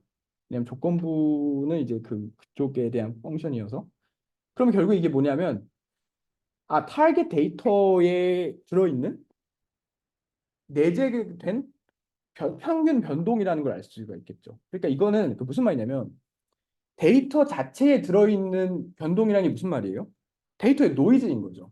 그래서 얘는 우리가 아무리 노력을 해도 데이터에 자체적으로 들어있는 애기 때문에 아무리 노력을 해도 줄일 수가 없다. 그러니까 우리가 어떤 데이터를 갖고 학습을 했을 때 완벽한 답을 내리는 게 가능하냐? 안 된다라는 거죠. 이 데이터에 내재된 노이즈 때문에 그런 내용이고 이제 마지막 내용인데요. 마지막 내용은 사실은 이게 이제 저희가 나중에 이제 논문을 하나 같이 볼 건데 그 논문에서 이 내용을 모르면 아예 쓸 수가 없어서 제가 추가로 가져왔습니다. 우리가 어떤 정보를 빠르게 해볼게요. 어떤 정보를 우리가 전송을 한다고 할 때 그 정보의 양을 어떻게 측정을 할까라고 한다면 이 학자들이 정의를 내린 게 degree of surprise로 내리자라는 거예요. 그러니까 예를 들어서 우리가 어떤 X라는 정보를 전송을 하는데 예를 들어서 내가 X가 X일 것 같아. 그러면 별로 놀랍지가 않잖아요. 왜냐면 내가 X일 것 같아라고 예측을 했으니까. 그러면 그때 정보량은 적다라고 정의를 하고 반대로 내가 뭐 예를 들어서 5라고 예측을 했는데 나한테 온 게 3이네? 그럼 놀랍잖아요. 그럼 이때 정보량을 이렇게 높게 세팅을 한다라는 것이죠. 그러니까 쉽게 말하면 우리가 정보를 세는 X에 대한 정보를 세는 단위가 H of X라고 한다면 그 함수가 이것의 확률과 얘는 반대로 가는 관계로 나타나면 된다라는 거죠. 왜? 확률 높은 거는 그럴 법한 거니까 정보량을 낮게 세팅을 하고. 그쵸? 그러면은 반대로 가면서 얘네가 이게 모노토닉하게 움직여야 되니까 그래서 이렇게 마이너스 로그의 확률을 붙인 거를 hx라고 정의를 합니다. 근데 우리가 여기서 꼭 밑이 2여야 되냐라고 한다면 밑은 뭘로 하든 상관없고요. 근데 이제 지금 이제 2로 했지만 뒤에는 계속 이제 그 자연 상수를 갖다 쓸 거고 단위는 비트입니다. 비트. 그래서 우리가 이 보내는 정보의 그런 평균이라고 한다면 여기다가 2를 씌운 거잖아요. 그럼 우리가 얘를 갖다가 hx라고 노테이션을 쓰고 정의는 뭐예요? 평균이니까 마이너스 로그니까 이게 hx죠. 그리고 그때 확률 곱하고 x가 지금 이산적이라고 가정을 했으니까 다 더하면 되겠죠. 그러면은 이게 지금 한 가지 짚고 넘어가면 x가 0이 돼버리면 로그 값이 이렇게 쫙 뚫고 내려가잖아요. 그럼 그때는 그냥 간단한 이제 그 미적분 내용에 의해서 0으로 생각을 하면 될 것 같고 이 평균 정보량을 x에 대한 엔트로피라고 부른다라는 내용입니다. 그래서 그러면은 우리가 이 A, B, C, D, E, F, G, H라는 애를 갖다가 각각 등장할 확률이 뭐 2분의 1, 4분의 1, 8분의 1, 16분의 1, 64분의 1 이렇게 되어 있다고 하면 우리가 어, 이거에 대한 그 엔트로피 값을 구하려면 어떻게 하면 돼요? 마이너스 로그 확률 곱하기 확률 px 해서 다 더하면 되는 거죠. 그래서 이러한 A, B, C, D, E, F, G, H라는 문자를 전송을 하는데 드는 평균 정보량, 그러니까 엔트로피가 2비트구나 라는 거를 알 수가 있다는 겁니다. 그래서 이게 엔트로피 구하는 이시고요. 그럼 우리가 이걸 또 어떻게 보낼 수가 있냐면 우리가 이제 이거를 갖다가 이렇게 우리가 디지털 세계는 0, 1, 0, 1이잖아요. 그러면 이제 0, 10, 110, 1110, 11 이런 식으로 어떤 그 이진법 숫자에다가 할당을 해서 그러니까 얘가 이제 A가 되고 얘가 B가 되고 이런 식으로 보낸다고 한다면 이 경우에도 2비트가 나오거든요. 이런 식으로 할당을 해버리면 이제 이 2비트라는 게 어떻게 나온 거냐면 이제 2분의 1, 4분의 1, 8분의 1, 16분의 1은 확률이고요. 1, 2, 3, 4는 각각에 대한 이제 문자열 개수죠. 한 개짜리, 두 개짜리, 세 개짜리고 그다음 64분의 1짜리 4개 있으니까 이제 여기 4개가 추가로 곱해진 거예요. 이런 식으로 계산을 해도 2비트가 나오는데 이게 지금 우리가 이게 뭐를 위해서 한 건지를 잘 모르겠잖아요. 그럼 이게 결국에 뭐냐면 엔트로피라는 게 어떤 효과가 있냐면 엔트로피라는 거는 우리가 어떤 문자를 갖다가 숫자로 바꿔서 숫자로 이제 그 할당을 해서 걔를 전송을 하는데 그 숫자를 어떻게 바꾸느냐에 따라 필요한 정보량이 다를 수가 있잖아요. 근데 이 엔트로피가 이 인피멈 그러니까 그 로어 바운드 하한으로서의 효과를 지닙니다. 그러니까 내가 아무리 노력을 해도 어떻게 숫자로 갖다가 대응시켜서 바꿔도 이렇게 계산된 엔트로피 값보다 정보를 더 적게 써서 보낼 수는 없다는 거예요. 이게 하한선이라는 거죠. 그래서 이거는 이제 조금 빠르게 넘어가면은 이것도 이제 어떠해서 방금 같은 경우에 0 아니면 1인 바이너리만 다뤘지만 바이너리가 아니어도 똑같다. 그 내용이고요. 똑같다. 그 내용이고. 그래서 이제 간단하게 보고. 그냥 이제 그러면은 엔트로피가 언제 최대가 되고 언제 최소가 되냐를 한번 따져볼게요. 언제 최소가 되냐면 어떤 한 가지 사건의 확률이 1이고 나머지 사건은 다 0인 거예요. 그러면 당연히 최소가 될 거예요. 왜냐하면 우리가 개념적으로 살펴보면 어떤 한 가지만 1이라는 거는 무조건 걔만 일어난다라는 거잖아요. 그럼 무조건 걔가 일어날 것으로 예측이 되니까 안 놀랍잖아요. 놀라울수록 정보량이 크다면서요. 그러니까 딱 한 가지의 확률만 1이고 나머지가 0일 때 평균 정보량이 가장 작겠죠. 그러면 언제 커지겠어요? 얘네가 다 비슷비슷할 때 그때 커지겠죠. 그러니까 이때 최대를 계산하기 위해서 우리가 이렇게 라그랑주 승수법을 써서 그 뭐 이게 미분을 해갖고 이렇게 뭐 이렇게 계산을 해보면 pxi가 각각에 대한 확률이 n분의 1 때, 그러니까 다 유니폼 할 때, 다 확률이 똑같을 때가 최대라는 걸 계산할 수가 있고, 그래서 이게 정말로 최대냐라고 보니까 그래서 미분을 한 번 더해서 이계도함수를 구해봤더니 이렇게 나오죠. 이거 델타 크로네커고, 그러니까 i랑 j가 같으면 델타 값이 1인 애가 델타 크로네커 델타고, 보면 알겠지만, 자 보세요. 얘는 이제 그러면 0 아니면 1이죠. 얘는 확률이니까 양수겠죠. 그다음에 그러면 여기 마이너스 붙어 있으니까 전체적으로 음수네요. 아, 그러면 이계도 함수가 음수니까 결국 이게 맥시멈이 맞구나 라는 까지를 알 수가 있고, 그래서 결론적으로 따지면은 이산적일 때는 한 가지의 확률이 1이고 나머지는 다 0일 때가 엔트로피가 가장 작고 모든 것의 확률이 똑같을 때가 가장 크다라는 게 결론입니다. 그다음에 이제 연속 확률 변수일 때는 사실 이거를 약간 이해를 하려면은 그 이제 그 적분에 대한 약간 이해가 조금 있어야 되는데 그 리만 썸에 대한 이해가 있어야 되는데 이제 쉽게 설명을 하면 우리가 연속 확률 변수라는 게 요렇게 생겼잖아요. 요렇게 정규분포를 예로 들면 그럼 얘를 갖다가 이 델타라는 길이를 가진 막대기로 다 쪼개요. 이렇게 쪼개요. 그러면은 이게 i번째 막대기라고 하면 i 델타부터 i 플러스 1 델타까지 적분을 한다라는 건 요 길이를 의미하는 거거든요. 그쵸? 그럼 왜냐면 여기 막대기의 시작점이 i 델타고 요 끝점이 i 플러스 1 델타니까. 그러면은 이게 어떻게 생각을 할 수 있냐면 예를 들어서 여기 가로 길이가 1이고 여기 길이가 5라고 해요. 예를 들어서. 그러면은 어떠한 요 y 값이 5인 애를 찾을 수 있지 않을까? 평균값 정리처럼. 그렇게 찾을 수가 있다라는 것이죠. 그러니까 이게 무슨 말이냐면 지금 보면 여기가 이제 이렇게 둥그러니까 여기에 대해서 적분을 했을 때 예를 들어서 5가 떴다고 해봐요. 근데 가로가 1인 걸 알아. 그러면 세로값이 5인 어떤 애를 찾을 수가 있지 않을까라는 것이죠. 그러니까 이 적분이란 거를 연속적인 애를 갖다가 평균값 정리같이 써서 이산적으로 보내버린 거예요. 이산적으로. 그러면은 우리가 이제 어떤 적분값을 이렇게 간단하게 pxi 곱하기 델타로 나타냈으니까 이산적으로 변형을 해서 우리가 아까 배웠던 이산적일 때의 엔트로피의 정의에다가 대입을 하게 되면은 이렇게 나옵니다. 이렇게. 그러면은 우리가 여기서 이 막대의 길이가 점점 0으로 수렴할수록 작아지면 작아질수록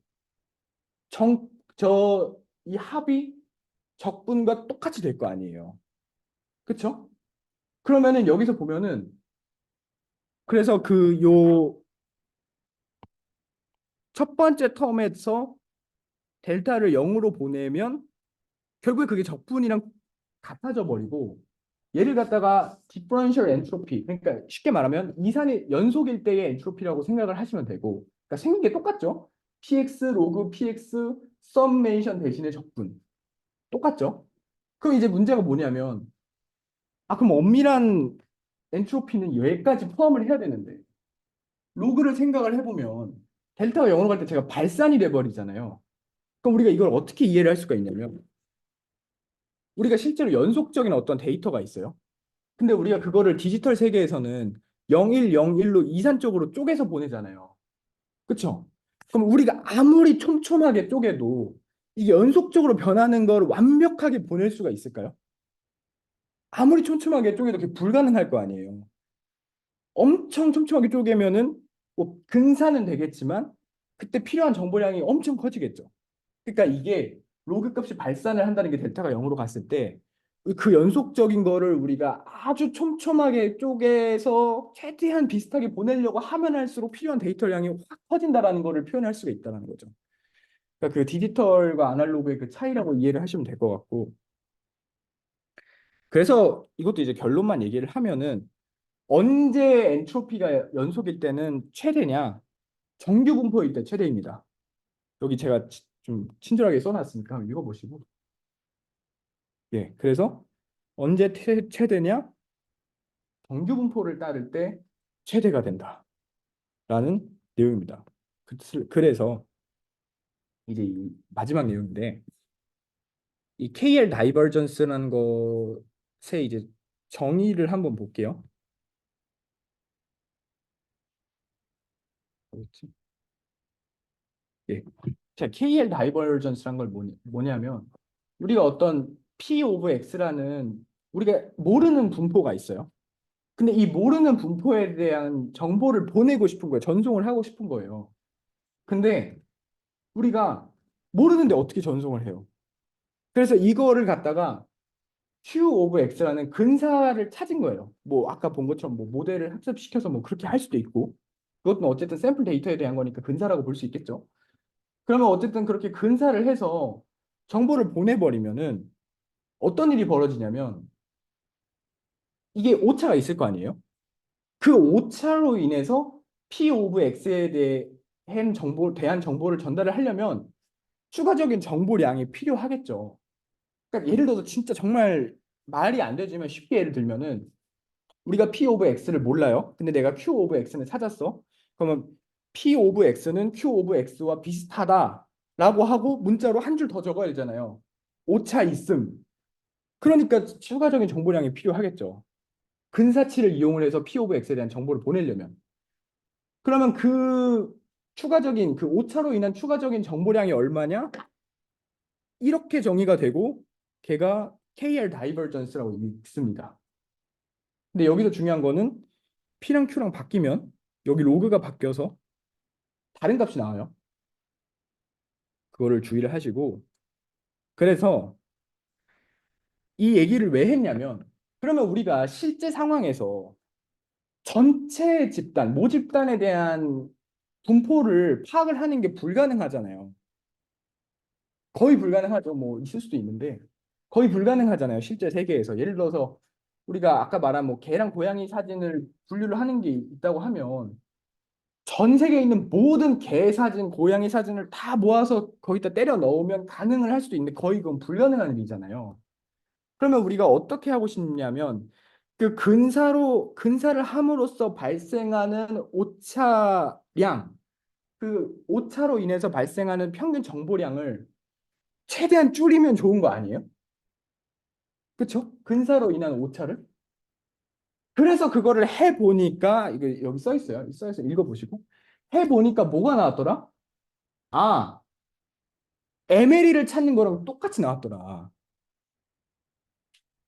아까 말했던 가장 그럴싸한 거를 찾는 거라. 그러니까 결론이 뭐다? 이렇게 정보 이론적으로 가장 비슷하게 근사를 하는 것과 그 다음에 아까 봤던 통계학에서의 프리퀀티스트 관점으로서 가장 그럴싸한 값을 찾는 거랑 그 다음에 머신러닝 관점에서 로스 펑션을 최소화할 수 있는 값을 찾는 거랑 그 다음에 통계학에서 베이지 관점으로서 그 오차를 최소화할 수 있는 MAP라는 애를 찾는 것과 다 어떻다? 똑같은 결과가 나왔다라는 게 오늘 했던 내용의 핵심입니다. 그래서 결국에는 우리가 머신러닝, 뭐 딥러닝을 공부하라고 할 때 왜 통계학도 배워야 되고 수학도 배워야 되고 뭐 정보 이론도 배워야 되고 뭐 샤넌 엔트로피가 어쩌고저쩌고 나오고 그다음에 뭐 디시전 다 결국 함의하는 내용이 똑같다라는 게 오늘 내용의 결론인 것이고 이거를 이용을 해서 이제 앞으로 세션에 대한 이해를 하시면 되겠습니다. 끝.